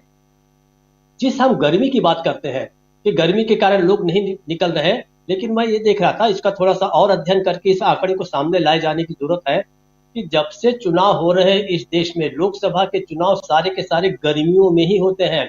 कुछ मध्यावधि चुनाव को छोड़ दिया जाए तो, जैसे 77 के बाद का चुनाव हुआ, या जिस समय वीपी सिंह और इस समय जो वो वाला जो काल था जिसमें 3-4 प्रधानमंत्री बन गए थे, चंद्रशेखर भी आ गए थे, कई लोग आ गए थे, वो चुनाव कब हुए थे थोड़ा देखे जाने और याद किए जाने की जरूरत है। लेकिन सारे ही चुनाव गर्मियों में ही होते हैं और भारत में हमेशा से गर्मी पड़ती रही है। और ऐसे समय से चुनाव हो रहे हैं कि जब हमारे पास न तो एसी होते थे, न कूलर होते थे, न कुछ नहीं होते थे, लेकिन लोग मतदान कर रहे थे और अच्छी खासी संख्या में मतदान हो रहा था। अब असली बात है, हमें ये देखना पड़ेगा और इस नतीजे निकलने के बाद ही हम इसको देख सकते हैं कि आंकड़ों को हमें समझना होगा कि क्या मतदाता किसी रणनीति के तहत मतदान करने नहीं आ रहा है, ये हमें समझना पड़ेगा। अगर ऐसा है तो मैं ये मानूंगा कि ये मतदाता की उदासीनता नहीं है, मतदाता की जागरूकता है। मान लीजिए कोई ऐसा वर्ग है जो परंपरागत से भारतीय जनता पार्टी का, वो समझिए कि परंपरागत वोटर है वो, लेकिन ऐसी स्थिति में वोट करना नहीं चाहता भारतीय जनता पार्टी को, तो कहता है घर में बैठ जाओ शांति से। तो क्या ये भी एक स्ट्रेटेजी है? ये अध्ययन करने की जरूरत है। मैं अभी किसी नतीजे पे नहीं पहुंच रहा हूं, लेकिन जब चारों चक्र का हो जाएगा 4 जून के बाद, इस पहलू पर भी हमें अध्ययन करना पड़ेगा कि मतदाता ने सोची समझी एक रणनीति के तहत घरों से न निकलकर मतदान नहीं किया। जैसे हम कहते हैं बाई एक्ट ऑफ ओमिशन और कमीशन, तो बाई एक्ट ऑफ ओमिशन तो नहीं है। मैं अभी किसी नतीजे पे नहीं पहुंच रहा हूं, न मैं कह रहा हूं कि ऐसा हुआ होगा, लेकिन ये भी एक एंगल हो सकता है। तो हमें केवल गर्मी के सिर पर सारा कुछ नहीं मर देना चाहिए। हो सकता है कि अपने उस एक सूझबूझ के कारण भी न निकल रहा हो, ये भी संभव है। अब आगे जाकर देखते हैं क्या होता है, आज कितना परसेंट होता है। लेकिन ये बात तो तय है, जैसा कि गर्मी में अक्सर होता है कि सुबह तक 11 साढ़े 11 बजे तक जितना मतदान हो जाता है, बाकी जगह जो है शाम के बाद होगा। हम रात को 11 बजे 12 बजे पता चलेगा कितना प्रतिशत मतदान हुआ है, तब हम किसी निष्कर्ष पर पहुंच सकते हैं। लेकिन उसके बाद 3 ही चरण रह जाएंगे। उन 3 चरणों में भी ट्रेंड क्या रहता है, ये इस बात को स्थापित करेगा कि क्या वाकई उदासीन है मतदाता या उसने सोची समझी किसी सूझबूझ के अंतर्गत वोट नहीं दिया। राजीव जी।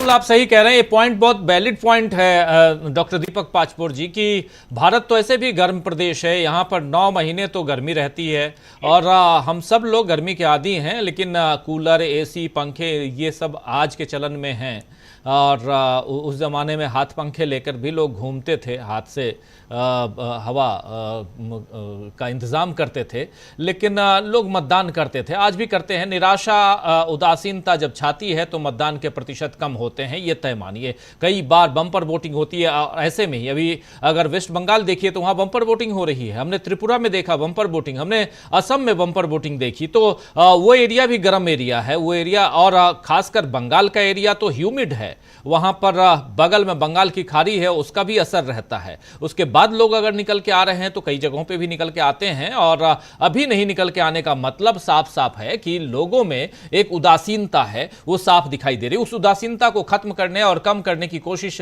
सोनिया गांधी ने की है। सोनिया गांधी क्या कुछ कह रही हैं, जरा सुन लेते हैं। नमस्ते मेरी प्यारी बहनों, स्वतंत्रता की लड़ाई से लेकर आधुनिक भारत बनाने में महिलाओं का बड़ा योगदान रहा है। हालांकि आज हमारी महिलाएं भयंकर महंगाई के बीच संकट का सामना कर रही है। उनकी मेहनत और तपस्या के साथ न्याय करने के लिए कांग्रेस एक क्रांतिकारी गारंटी लेकर आई है। कांग्रेस की महालक्ष्मी योजना हम गरीब परिवारों की एक महिला को हर साल 1 लाख रुपए देंगे। कर्नाटक और तेलंगाना में पहले से ही हमारी गारंटी ने करोड़ों परिवारों की जिंदगी बदल दी है। चाहे मनरेगा हो, चाहे सूचना का अधिकार हो, शिक्षा का अधिकार हो और भोजन सुरक्षा जैसी हमारी योजनाओं से कांग्रेस पार्टी ने लाखों भारतीयों को ताकत दी है। महालक्ष्मी इस काम को आगे बढ़ाने की हमारी सबसे नई गारंटी है। इस कठिन समय में मैं आपको भरोसा दिलाना चाहती हूँ कि कांग्रेस का हाथ आपके साथ है और यही हाथ आपके हालात बदलेगा। धन्यवाद। जय हिंद।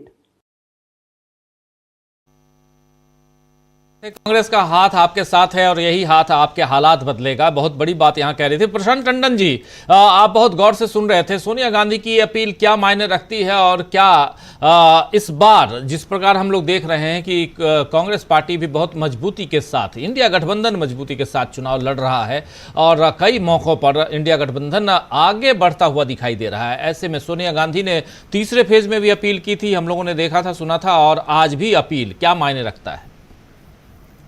जी, अभी कुछ दिन पहले ही अपील आई है राजीव जी। और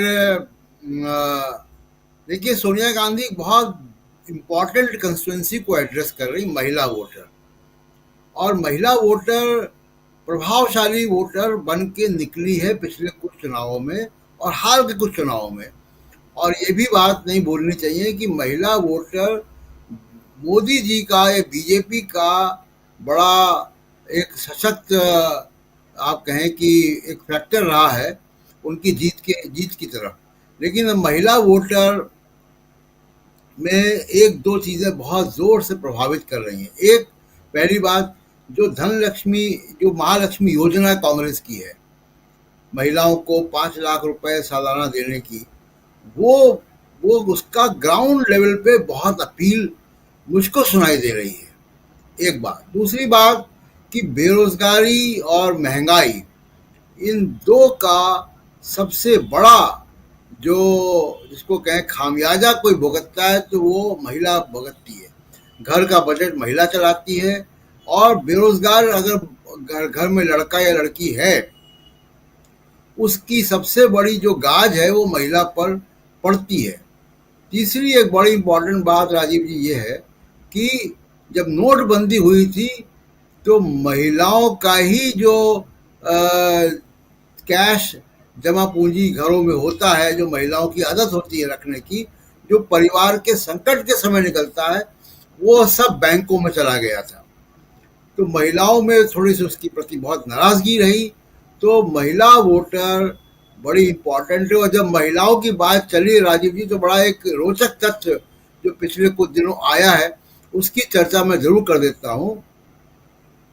अमेरिका में लीग ऑफ वुमेन वोटर्स है, महिलाओं वोटरों का एक संगठन है जिसने राष्ट्रपति उम्मीदवारों की डिबेट शुरू की थी 60 के दशक में। और अब वो फिनोमेना, वो बात अब भारत में भी प्रवेश कर गई है। और जस्टिस, सुप्रीम कोर्ट के रिटायर्ड जज justice Madan Lokur, Delhi High Court के retired chief justice justice AP Shah और द हिंदू के संपादक N राम, इन 3 लोगों की तरफ से चिट्ठियां गई हैं नरेंद्र मोदी और राहुल गांधी को डिबेट करने के लिए, जिसमें राहुल गांधी ने तुरंत उसको स्वीकार कर लिया और 2-3 बार स्वीकार कर लिया। जिस कार्यक्रम में प्रेम कुमार जी गए थे लखनऊ, वहां भी उन्होंने स्वीकार किया। पत्रकारों से बातचीत करते वक्त भी राहुल गांधी ने उसको स्वीकार किया कि हम तैयार हैं। मोदी साहब की तरफ से ऐसी स्वीकार्यता नहीं आई है। इस पे मेरा एक सुझाव है जो कल मैंने सोशल मीडिया पे भी रखा कि एक बार अमेरिका में ये हुआ था राजीव जी कि जिमी कार्टर ने डिबेट पे आने से मना कर दिया था किसी एक उम्मीदवार की मौजूदगी की वजह से, और आयोजकों ने वो कुर्सी खाली छोड़ी, उस कुर्सी पे उनका नाम लिखा और उनके प्रतिद्वंदी उम्मीदवार रोनाल्ड रीगन उस डिबेट में आए, एक तरफा डिबेट में, और डिबेट हुई और डिबेट के बाद रोनाल्ड रीगन चुनाव जीत गए। तो मेरा सुझाव था कि मोदी साहब का इंतज़ार न करें, अगर वो डिबेट में नहीं आते हैं तो तारीख तय करें, कुर्सी खाली छोड़ें, आ जाए तो बहुत बढ़िया बात है, वरना कुर्सी खाली छोड़ें, उनका नाम लिखें और डिबेट को करा दें। तो ये एक नया बड़ा रोचक पहलू भारत के चुनाव में अमेरिका से आ चुका है। हालांकि एक राइडर मैं देना चाहता हूं कि अमेरिका में राष्ट्रपति प्रणाली है, भारत में राष्ट्रपति प्रणाली नहीं है। यहाँ पे चुने हुए सांसद अपना लोकसभा का नेता या प्रधानमंत्री चुनते हैं, तो थोड़ा फर्क जरूर है, लेकिन ये रोचक पहलू है जो भारत की राजनीति में आ गया है राजीव। एक रोचक पहलू जिसमें डिबेट की डिमांड की गई है, वो भी छोटे मोटे लोग हमेशा डिमांड करते रहते हैं कि आइए एक साथ खड़े हो जाइए और डिबेट कर लें।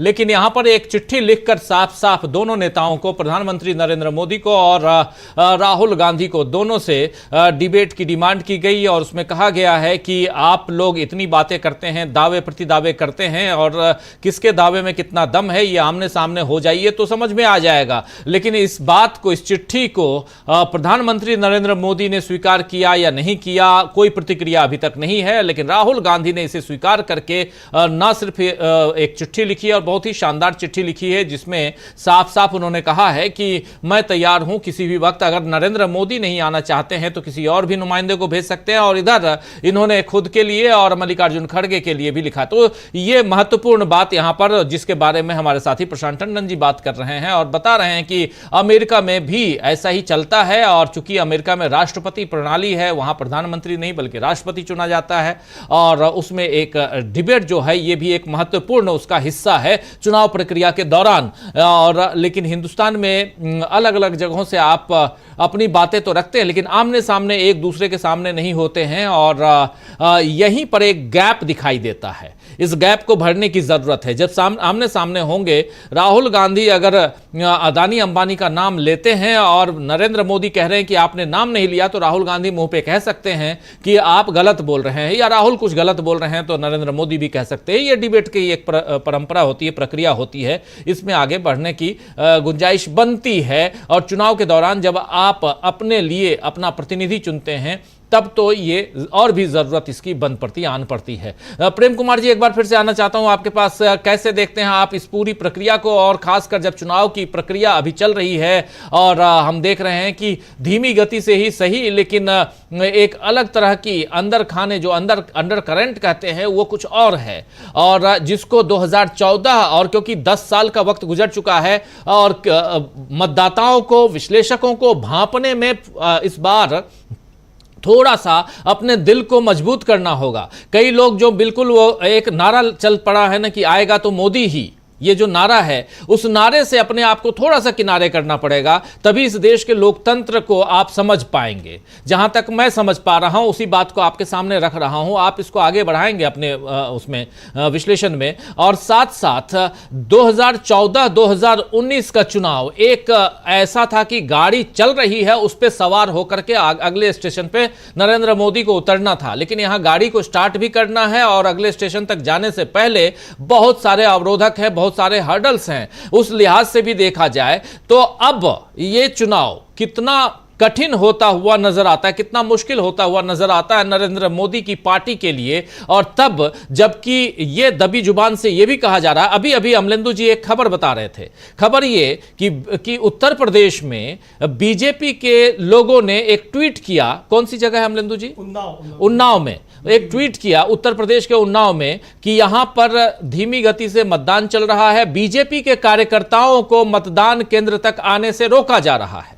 देखिए, बीजेपी के लोग उन्नाव में लिख रहे हैं दिल्ली यूपी पुलिस को और ईसीआई को, इलेक्शन कमीशन ऑफ इंडिया को टैग करके, कि बीजेपी के कार्यकर्ताओं को, मतदाताओं को बूथ तक आने से रोका जा रहा है। इस पर उत्तर प्रदेश पुलिस लिखती है कि वहां सब कुछ ठीक ठाक चल रहा है, किसी तरह की कोई तकलीफ नहीं है।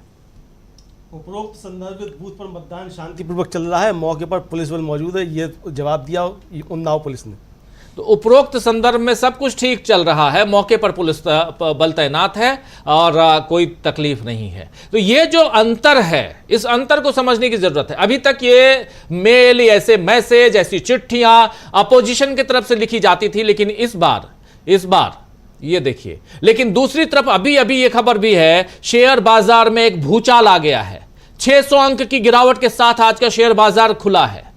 तो ये सब देखिए, ये इन सबको 2-3 जो आंकड़े आपके सामने रख रहा था। एक, बीजेपी के कार्यकर्ता मैसेज कर रहे हैं पुलिस को, उत्तर प्रदेश पुलिस को, शेयर बाजार खुलने के बाद क्या हालत हो रही है वो देखिए। और इन सब को देखा जाए तो 14, 19 और 24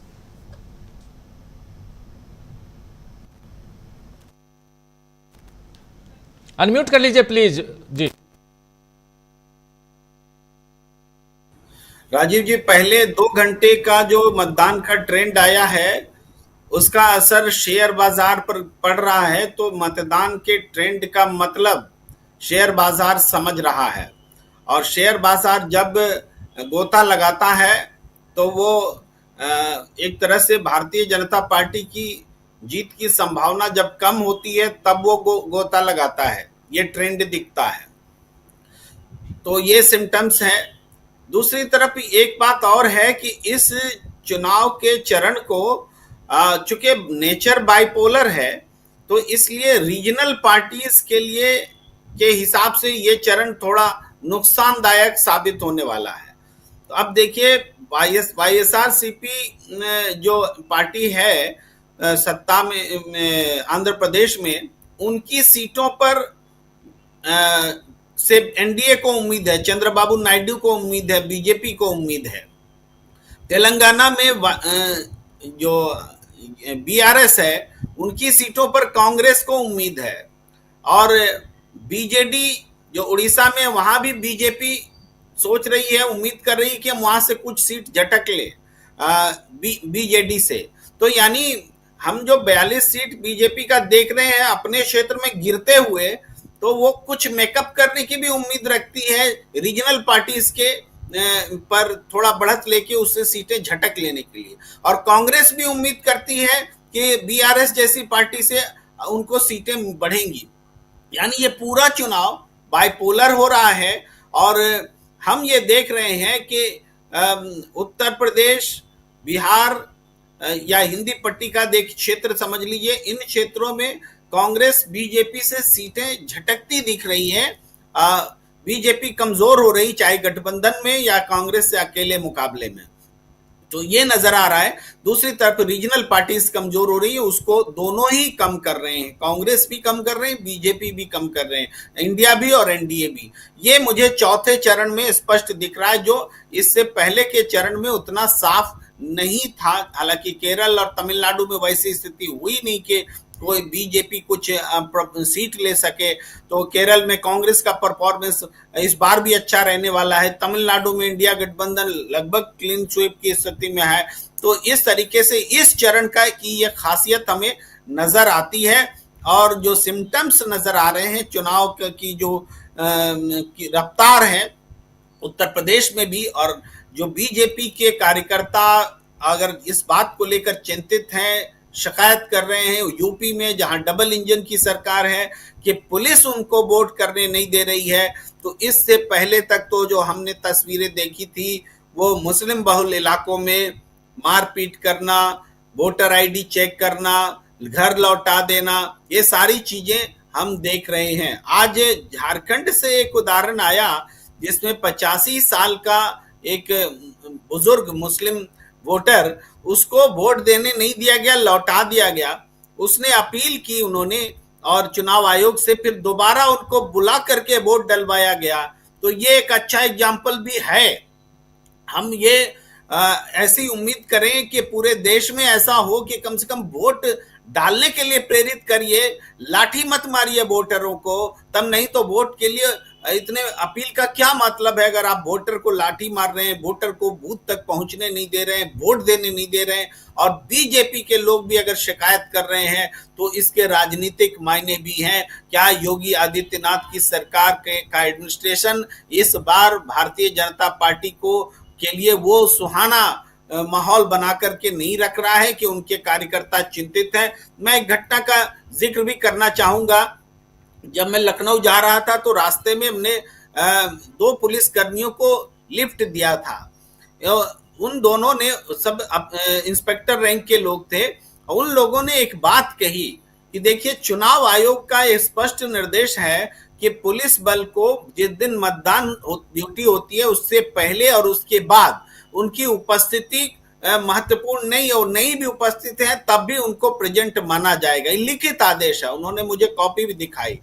और उसके बाद यूपी के डीजी ने सारे पुलिस कर्मियों के लिए फरमान जारी कर दिया, हर जिले में फरमान जारी कर दिया कि अगले दिन उस दिन शाम में और अगले दिन आपकी ड्यूटी ली जाएगी। तो पुलिसकर्मी बेचैन थे कि हमें सुविधाएं नहीं दी जाती, हम रहेंगे कैसे, हम अपने हथियार, शौचालय भी जाना है तो हथियार किसको थमा के जाएंगे, और हमें आसपास अगर कहीं शरण लेना होता है तो वहां जाके रुक जाते हैं, उसकी भी इजाजत नहीं दी जा रही है। खान पान की व्यवस्था नहीं, शौचालय की व्यवस्था नहीं, और हमसे केवल ड्यूटी और चुनाव आयोग के नियमों की अवहेलना करके हमसे ये आदेश जारी किया गया है। कोई बोलेगा इस आदेश पर? ये साफ तौर पर पुलिस कर्मियों की वेदना थी। तो नाराज सब लोग हैं, पुलिसकर्मी भी बेचैन, और उनकी राजनीतिक वॉइस भी थी, पॉलिटिकल वॉइस भी थी। उन लोग उनका, हालांकि पुलिसकर्मी का पॉलिटिकल वॉइस वो हमने पर्सनल कैपेसिटी में पूछ लिया था, वैसे तो कुछ होता नहीं, लेकिन उन्होंने कहा कि नहीं, इस बार जो है अखिलेश भैया जमावले हैं, इस तरह से वो लोकल भाषा में बोल रहे थे कि इस बार जो यूपी में है एकदम जोरदार टक्कर है। ये पुलिस कर्मियों की भी भावना थी। जी, कर्मियों की भावना, और ये आप बयां कर रहे थे। प्रेम कुमार जी हमारे साथ जुड़ गए हैं, डॉक्टर प्रकाश हिंदुस्तानी जी। प्रकाश जी, इंदौर, शायद आप आज आप भी वोट डाल आए होंगे, आपका स्वागत करता हूं आज इंदौर में। जी बिल्कुल, और इंदौर का जो सूरत हाल है ज़रा आपसे ज़रूर समझना चाहता हूं। लगातार तो वहां से बीजेपी जीतती आई है, मालवा रीजन बीजेपी का गढ़ माना जाता है, 8 की 8 सीटें पिछली बार भी जीती थी। क्या ज़रूरत आन पड़ी कि इंदौर में कांग्रेस के प्रत्याशी को बैठाना पड़ा? क्या दिक्कत थी आखिर वहां पे, और इससे क्या मैसेज देने की कोशिश, या ये था कि इस बार बीजेपी के सामने चुनौती बहुत मजबूत है और अभी तक जो ट्रेंड रहा है, क्योंकि मालवा में बीजेपी जीतती आई है, तो इस बार बीजेपी कहीं उसे हार का मुंह ना देखना पड़े, इसलिए ऐसा हुआ? क्या कुछ था आखिर? और आज क्या दिखाई दे रहा है? नोटा के बारे में बहुत सारे प्रचार हुए हैं कि कहीं नहीं, लेकिन लोगों से एक जबरदस्त सिविल सोसाइटी के लोगों ने इसके खिलाफ जो कुछ हुआ उसके खिलाफ नोटा का प्रचार किया है। तो अभी तो आप देख रहे होंगे, सूरत हाल जरा बताइए। राजीव जी, शायद बीजेपी के लोगों को यह लगता हो कि यह मैसेज दिया जाए कि इस देश में बीजेपी के खिलाफ कोई है ही नहीं और कांग्रेस के उम्मीदवार तो लड़ना ही नहीं चाहते। देखिए, हर मौके पे आके नाम वापस ले लेते हैं। ये संदेश देने की नीयत रही होगी, जहां तक मुझे लगता है। दूसरी बात है कि इंदौर में मध्य प्रदेश की जिन 8 सीटों पर मतदान हो रहा है, उसमें इंदौर में सबसे कम मतदान हुआ। 9 बजे तक का आंकड़ा मेरे पास है, उसके मुताबिक 11% की वोटिंग हुआ और उसमें भी इंदौर विधानसभा क्षेत्र क्रमांक 3 में केवल 9% मतदान ही 2 घंटे में दिया। इसका मतलब है कि ऐतिहासिक कम मतदान, सबसे कम मतदान इसमें होने वाला। कांग्रेस की तरफ से अपील की गई थी कि कांग्रेस का समर्थन करने के लिए और बीजेपी की रणनीति के खिलाफ नोटा का बटन दबाइए। और इस नोटा के बटन को दबाने की जब अपील की गई तो बीजेपी के बहुत से नेता और कार्यकर्ता नाराज हो गए और जहां जहां पर पोस्टर लगे थे कि नोटा का उपयोग कीजिए, नोटा का बटन दबाइए, अपना विरोध दर्ज कीजिए, संविधान बचाइए, लोकतंत्र बचाइए, वहां मारपीट की नौबत आई, पोस्टर फाड़ने की नौबत आई और ये सारी बातें इस पूरे दौरान होती रही। बीजेपी के लोगों ने यह अभियान भी चलाया कि जो व्यक्ति नोटा का उपयोग करेगा वो लोकतंत्र का हत्यारा रहेगा, नोटा का बटन दबाना पाप है, नोटा के बटन के बारे में सोचना लोकतंत्र की मर्यादा के खिलाफ है। इस तरह की बातें प्रचारित की गई। इसे धर्म से भी जोड़ा गया और कहा गया कि वोट है तो उसका उपयोग करिए, अपने वोट को बर्बाद मत कीजिए, नोटा का बटन मत दबाइए और सही व्यक्ति को वोट दीजिए। ये सारी बातें इंदौर में इस बार लोकसभा के चुनाव में कांग्रेस का प्रत्याशी नहीं है, लेकिन 10 निर्दलीय प्रत्याशी और 3 एक पार्टी है बसपा चिन्ह लेकर खड़ी हुई है और एक है जनसंघ पार्टी है, भारतीय जनसंघ चुनाव चिन्ह फूल गोभी, और एक है कम्युनिस्ट पार्टी की विचारधारा से अपनी राय रखने वाली एक यूनिट जिसका तो इंडिया गठबंधन में शामिल नहीं। तो कम्युनिस्ट उम्मीदवार के होते हुए भी इंडिया गठबंधन का लाभ उससे नहीं मिल रहा है। कांग्रेस को केवल नोटा का बटन दबाने की बात। फिर 8 सीटों पर बीजेपी चुनाव हो रहे हैं, उन सभी पर पिछले चुनाव में बीजेपी जीती। उसके पहले 2014 के चुनाव में भी इन सभी पर बीजेपी जीती, लेकिन 2009 के चुनाव में यूपीए के या कांग्रेस के सभी उम्मीदवार थे, एक को छोड़कर सभी कांग्रेस के उम्मीदवार जीते थे। 7 पर कांग्रेस की, 1 पर बीजेपी। 2014 की हवा में यहाँ बीजेपी आई और फिर उसके बाद बीजेपी आई। हालांकि 2003 में ही मध्य प्रदेश में बीजेपी की सरकार, राज्य सरकार बनी। इस बार के चुनाव में तो पश्चिमी मध्य प्रदेश का इलाका है, मालवा, निमाड़, जिन सीटों पर चुनाव हो रहा है, उन सीटों में आदिवासी बहुल इलाका है, अधिकांश आदिवासी सीटें हैं। 3 सीटें आदिवासी सुरक्षित सीटें, प्रदेश में कुछ 6 सीटें हैं आदिवासियों के लिए अजजा आरक्षित, 3 इस इलाके में जहां आज मतदान हो रहा है। रतलाम, झाबुआ, खरगोन और खंडवा, उज्जैन सीट है वो अजा के लिए आरक्षित है और इंदौर जनरल सीट है, मंदसौर जनरल सीट। तो 2 सीटें जनरल है, 3 सीटें हैं जो अजजा के लिए है और 2 सीटें हैं जो सामान्य है, इंदौर और देवास। तो अब इसमें जो तगड़ा संघर्ष है, इसमें रतलाम और झाबुआ जिलों की 1 सीट है 2 जिलों की, जहां कांतिलाल भूरिया उम्मीदवार हैं और वो तगड़ी टक्कर देने की स्थिति में है। कांग्रेस को उम्मीद है कि कांतिलाल भूरिया इस बार बहुत अच्छी टक्कर देंगे और अगर वो जीत जाते हैं तो ये कोई असामान्य बात नहीं होगी, क्योंकि पहले भी वे वहां से सांसद रह चुके हैं केंद्रीय मंत्री। ये तो मध्य प्रदेश की बात है। और इंदौर की बात ये करें कि जब मतदान केंद्रों पे महिला मतदाता ज्यादा है, हालांकि कम मतदाता, लेकिन महिला मतदाताओं की संख्या ज्यादा है। शायद सुबह सुबह वे ज्यादा आने में इच्छा रखती हैं कि अ, मतदान का काम संपन्न करके वे घर के काम में जुट जाएं, शायद ये रहा हो। लेकिन मैं जिस मतदान बूथ पे था, जिस बूथ पर था, वहाँ महिलाओं की संख्या लगभग 2 गुनी थी और मतदान में 2 महिलाओं के बाद एक पुरुष मतदाता का नंबर लग रहा था। इससे लगता है कि महिलाओं का उत्साह कम है। लेकिन इंदौर में कांग्रेस के उम्मीदवार है ही नहीं, तो कांग्रेस की तरफ से कोई टेबल भी नहीं लगाई गई जो आमतौर पर बूथ पे लगाई जाती है। बताया जाता है मतदाताओं को यहाँ जाइए, जिस कमरे में आपका मतदान है, ये पोलिंग बूथ आपका है वगैरह, वो कुछ भी नहीं। कांग्रेस मतदान केंद्रों से कांग्रेस के प्रतिनिधि गायब हैं और नोटा को लेकर जो बात कही जा रही थी कि कांग्रेस के सभी लोग नोटा को वोट देंगे, ऐसा लगता नहीं कि कांग्रेस के समर्थक नोटा को वोट देंगे। बहुत से लोग हैं जो वोट देने आ ही नहीं रहे हैं और बहुत से हैं जो निर्दलीय को या दूसरी पार्टी को वोट दे रहे हैं। तो ये स्थिति मालवा और मध्य प्रदेश की है। अब लोगों को लगता है कि शाम तक अगर हालात में सुधार होता है तो पता चलेगा।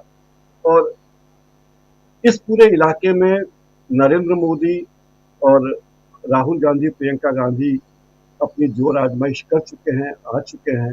नरेंद्र मोदी उन्हीं जगहों पर गए जहां राहुल गांधी जी गए थे या प्रियंका गांधी गई थी। तो उन्हें लगता है कि राहुल और प्रियंका का तोड़ करना जरूरी है। और खास बात है कि जहां राहुल गांधी गए उसके एक दिन बाद नरेंद्र मोदी गए, ठीक उन्हीं जिलों में। इसका मतलब नरेंद्र मोदी इस बात को ताकीद करते हैं कि राहुल गांधी के जाने से प्रभावित हो सकता है, इसलिए वे चुनाव को, राहुल गांधी के महत्व को कम करने के इरादे से इस इलाके में आते हैं। राजीव जी, हमारे साथ जुड़ गए हैं प्रोफेसर रविकांत जी। रविकांत जी, आपका स्वागत करता हूं, सीधा आपके पास ही आना चाहता हूं। रविकांत जी, उत्तर प्रदेश को कैसे देखते हैं? 8 की 13 सीटों पे मतदान आज और 13 की 13 सीटें भाजपा के पास थीं। अभी क्या लगता है आपको? देखिए, पहली 2 सूचनाएं मैं देना चाहता हूं, बेहद गंभीर है। एक तो चुनाव आयोग इस समय ताबूत में तब्दील हो चुका है। हालात ये है कि 2 शिकायतें हैं कि एक तरफ तो जो पुलिस वाले हैं जिनको बैलेट पेपर मिलना चाहिए और जिनको वोट डालना है, वो बैलेट पेपर उनसे ऐसे ही ले लिए गए हैं। टिक कौन करेगा? आईपीएस अधिकारी करेगा। ये रामगोपाल यादव ने आरोप लगाया है। तो ये सीधे तरीके से, मतलब इससे ज्यादा भयावह है, बूथ कैप्चरिंग नहीं हो सकती। दूसरा, कन्नौज में जिस तरह से बीजेपी के जो प्रत्याशी हैं वो धमकी दे रहे हैं कि हम वोट डालने नहीं देंगे। आज तो खैर अखिलेश यादव ने भी एक तरह से चुनौती दे दी है, लेकिन जो वोट डालने में बाधा उत्पन्न की जा रही है, अभी भी सुबह से कई बूथ की सूचना है कि जहां पर ईवीएम खराब है, और ये खराब का मतलब है कि रोका जा रहा है लगातार। मैं मानता हूं कि ये टेक्निकल चीज है, कई बार खराब होती है, लेकिन उन्हीं बूथों पर क्यों ईवीएम खराब होती है जहां माइनॉरिटी है, जहां यादव वोटर है, जहां सपा का वोटर है या अलायंस का वोटर है? ये कैसे हो सकता है? और सीधे तौर पर धमकियां देना, ये इस बात का सब, और चुनाव आयोग उसका कोई संज्ञान नहीं ले रहा है। तो मुझे लगता है कि अब तो वो डेड बॉडी में तब्दील हो चुका है। और ये चुनाव कैसे हो रहा है, किस तरह से इसकी पारदर्शिता है, ये क्या ऐसे नहीं लगता है कि चुनाव आयोग सीधे तौर पर सत्ता पक्ष के साथ खड़ा हो गया है? देश की जनता एक तरफ है और पूरा सत्ता तंत्र, चुनाव आयोग वो एक तरफ खड़ा हुआ है, लेकिन फिर भी लोग अपने मैंडेट का उपयोग करने के लिए जा रहे हैं, नरेंद्र मोदी को हराने के लिए सीधे तौर पर जा रहे हैं। जो उत्तर प्रदेश की 13 सीटें हैं, अगर हम उन 13 सीटों को देखें, आपने कहा कि पिछली बार वो बीजेपी के पास थी, लेकिन उसमें अधिकांश सीटों पर इंडिया अलायंस को बढ़त है। कन्नौज में अखिलेश यादव चुनाव लड़ रहे हैं। अकबरपुर में मुझे मालूम है राजाराम पाल है, वो बढ़त में है। इटावा की सीट इस समय बढ़त में है। यहां तक कि सीतापुर, राकेश राठौर वहां से चुनाव लड़ रहे हैं, बीजेपी से पहले आए थे, कांग्रेस पार्टी के प्रत्याशी हैं, बहुत अच्छा चुनाव लड़ रहे हैं। तो ये तमाम सीट हैं। लखीमपुर खीरी में तो खैर वो थार वाले हैं, सज्जन। अमित शाह ने कहा कि हम उनको और प्रमोट करेंगे, अब की बार हो सकता है कि उनको गृह मंत्री बना दें अगर सरकार बनती है तो बीजेपी की। तो हालात ये है, मुझे सबसे ज्यादा जिस बात से दिक्कत है कि चुनाव फेयर नहीं हो रहा है, चुनाव आयोग अपना काम नहीं कर रहा है, ये सबसे ज्यादा प्रॉब्लम में डालने वाला है। जो भी नागरिक समाज है, जो भी संविधान और लोकतंत्र को लेकर के चिंतित हैं, उनकी सबसे बड़ी परेशानी यही है कि लोकतंत्र को इस तरह से अगर लूटतंत्र में तब्दील किया जाएगा तो फिर हम कैसे वो मदर ऑफ डेमोक्रेसी की बात करेंगे। लेकिन इसमें कोई दो राय नहीं है कि इस देश की जनता, अगर मैं उत्तर प्रदेश की बात करूं तो उत्तर प्रदेश में एंटी मोदी लहर इस समय चल रही है और लोग बीजेपी को हर सीट पर हराने के लिए आमादा है, क्योंकि ये चुनाव संविधान और लोकतंत्र बचाने का चुनाव बन गया है। तो दलित तो 70% से ज्यादा मूव कर रहा है anti Modi, anti BJP. OBC में भी पहले यह था कि अति पिछड़ा समाज बीजेपी के साथ खड़ा था, लेकिन अखिलेश यादव ने अभी प्रदेश अध्यक्ष अपना एक पाल समाज के नेता को बनाया है। कश्यप समाज को कई टिकट उन्होंने दिए हैं, शायद 5 टिकट दिए हैं। कुर्मियों में उन्होंने 10 से ज्यादा टिकट दिए हैं। मौर्य समाज, कुशवाहा समाज से उन्होंने 7-8 टिकट दिए हैं। तो ये जो आपका ओबीसी समाज है, जिसको वो पीडीए कह रहे हैं, वो यहां पर दिखाई पड़ता है और ये जो कॉम्बिनेशन है वो इंडिया अलायंस के पक्ष में दिखाई पड़ रही है। जो अपर कास्ट वोटर है उसमें निराशा ही नहीं, कई बार नाराजगी भी दिखाई पड़ रही है। लेकिन मैं इस चौथे फेज में ये देख रहा हूं कि आरएसएस तेजी से सक्रिय हुआ है और उसने उन लोगों की नाराजगी को ये कहकर के दूर किया है कि हाँ, मान लो ये खराब है लेकिन कोई ऐसा है भी नहीं, इनसे अच्छा भी कोई नहीं है। तो जो वोटर घर बैठना चाहते थे वो भी थोड़ा सा मूव कर रहे हैं। अपर कास्ट में ये थोड़ा सा टेंडेंसी दिखाई पड़ रही है, लेकिन जो बहुसंख्यक आबादी है दलितों, पिछड़ों की, माइनॉरिटी की, वो सीधे तौर पर आपको दिखाई देगी कि बीजेपी के खिलाफ खड़ी है।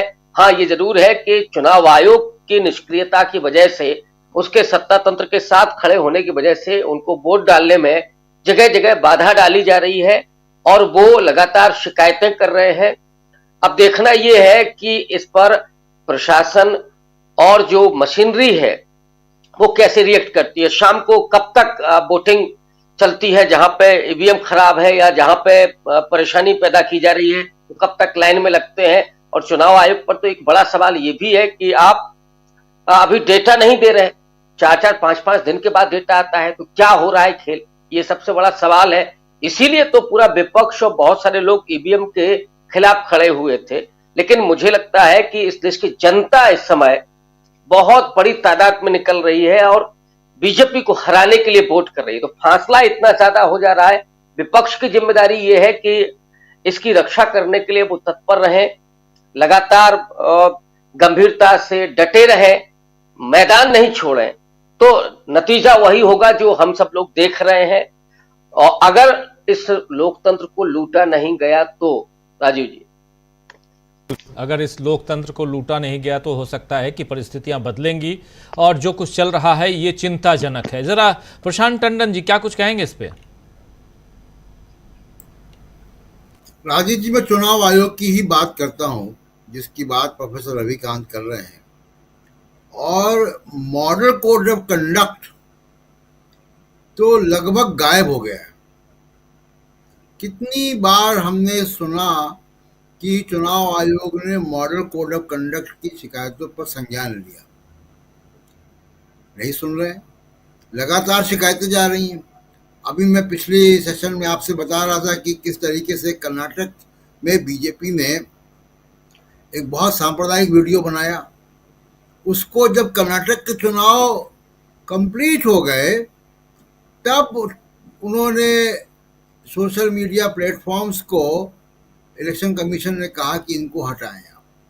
तो क्या फायदा हुआ? आप क्या मतलब साबित क्या करना चाह रहे हैं? तो एक रेफरी और एम्पायर अगर एक प्लेयर में कन्वर्ट हो जाएगा तो ये लोकतंत्र चलेगा कैसे? एक संवैधानिक संस्थान अगर इस तरीके का बर्ताव करेगा तो कैसे चलेगा?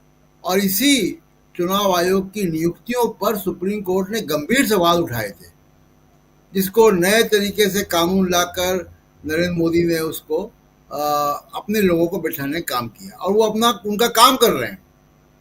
आप देखिए चुनाव आयोग की स्थिति ये है कि अभी इसी चरण से पहले प्रधानमंत्री नरेंद्र मोदी ने बेहद सांप्रदायिक इंटरव्यू दिया है, खुले तौर पर हिंदू मुसलमान की बात की है। जो मॉडल कोड ऑफ कंडक्ट के पहले वाक्य, पहले अनुच्छेद का वायलेशन है कि आप धर्म के आधार पर, धर्म के विभाजन करने के आधार पर वोट नहीं मांगेंगे। वो राम मंदिर भी जा रहे हैं, वहां पे वो दंडवत हो रहे हैं। संवैधानिक पदों पर बैठे हुए लोग मंदिरों में जाकर एक संदेश दे रहे हैं, राष्ट्रपति और उपराष्ट्रपति भी जा रहे हैं। ये बड़ा खेदजनक है पूरा प्रकरण। और चुनाव आयोग मतलब आप उसको दिख ही नहीं रहा है। अब आप देखिए कि नरेंद्र मोदी का इंटरव्यू अगर आप सुने, मैं नहीं चाहूंगा कि आप सुनवाएं, लेकिन एक विवेचना ये भी करनी चाहिए कि नरेंद्र मोदी आखिरकार ये क्यों कर रहे हैं। पहले फेज के बाद से, पहले फेज के बाद से उनको रुझान दिखाई दे गया, जिसकी बात प्रोफेसर रविकांत कर रहे हैं। उस रुझान को करेक्ट करने के लिए उन्होंने सब कुछ छोड़ दिया और सीधे सीधे हिंदू मुसलमान पर आ गए, गलत आंकड़े दे रहे हैं, गलत बातें कर रहे हैं और एक प्रधानमंत्री से जो अपेक्षा की जानी चाहिए उसके विपरीत वो काम कर रहे हैं। और समाज में, राजीव जी, हम भी तो जाते हैं समाज में, अब हिंदू मुसलमान काम नहीं कर रहा है। अब लोगों में रोजगार, महंगाई, ये सारे मुद्दे ज्यादा काम कर रहे हैं। पेपर लीक जो हो रहे हैं उसकी बात हो रही है। अग्निवीर जो रिटायर हो रहे हैं 3 साल में, उनकी बात हो रही है। तो चुनाव के मुद्दे कुछ और हैं और नरेंद्र मोदी उसको वापस हिंदू मुसलमान में लाना चाहते हैं, जिसको इंडिया गठबंधन ने हाथ नहीं लगाया। पहले विपक्षी पार्टियां उनकी पिच पे खेल लेती थी, अब नहीं खेल रही। ये हिंदू मुसलमान क्यों कर रहे हैं राजीव जी? वो बीजेपी के वर्कर को उद्वेलित करने के लिए, उसको प्रोत्साहित करने के लिए कर रहे हैं। जो उनका रिजर्व वोट है उसको प्रोत्साहित करने के लिए कर रहे हैं। लेकिन वो कितना कामयाब होंगे या हुए हैं, वो पिछले चरणों के मत प्रतिशत से और अब तक के जो सुबह के आंकड़े आए हैं उससे जाहिर हो रहा है कि वो भी उनके प्रयास नहीं चल रहे हैं। उत्तर प्रदेश में उन्नाव की बात आई, ये भी बीजेपी के वोटर को घर से निकालने का एक घटिया तरीका है कि आप अपनी ही पुलिस पे आरोप लगा रहे हैं और आपकी पुलिस आपको आकर जो है वो कह रही कि ऐसा नहीं है। तो ये जो फिक्स मैच हो रहा है बीजेपी और पुलिस के बीच में, वो भी किसी तरीके से बीजेपी का जो वर्कर है और बीजेपी का जो कोर वोटर है, जो हार्ड कोर वोटर है, उसको घर से निकालने का प्रयास हो रहा है।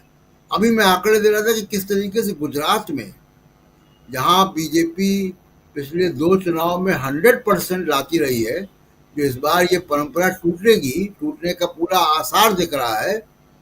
कितना टूटेगी वो देखेंगे हम लोग 4 तारीख को, लेकिन टूटने का पूरा आसार दिख रहा है। वहां पे 7%, 6% वोट शेयर कम हुआ है। किस तरफ इशारा कर रहा है? कौन लोग हैं जो घर से नहीं निकल रहे हैं? और एक आखिरी बात, ये जो स्टॉक मार्केट में 700, 600 पॉइंट, 650 पॉइंट अभी चल रहा है, 700 पॉइंट से नीचे जाके स्टॉक मार्केट चल रहा है, ये भी एक एग्जिट पोल है। ये निवेशकों का संदेश है। ये उस बात का संदेश है जो अभी नरेंद्र मोदी कह रहे थे कि अंबानी, अडानी टेम्पो में भर भर के रुपए पहुंचा रहे हैं विपक्षी पार्टियों को। ये इस तरीके का कथन प्रधानमंत्री का, इसका रिएक्शन है स्टॉक मार्केट से। स्टॉक मार्केट से पिछले सेशन में जब लगातार गिरा पिछले सप्ताह, तो एक इम्प्रूवमेंट शुक्रवार को आया था, लेकिन पिछले सप्ताह जो स्टॉक मार्केट गिरा, 10 लाख करोड़ से भी ज्यादा पैसा बाजार से निकल गया निवेशकों का। इसमें छोटे निवेशक तो डूब गए होंगे बेचारे।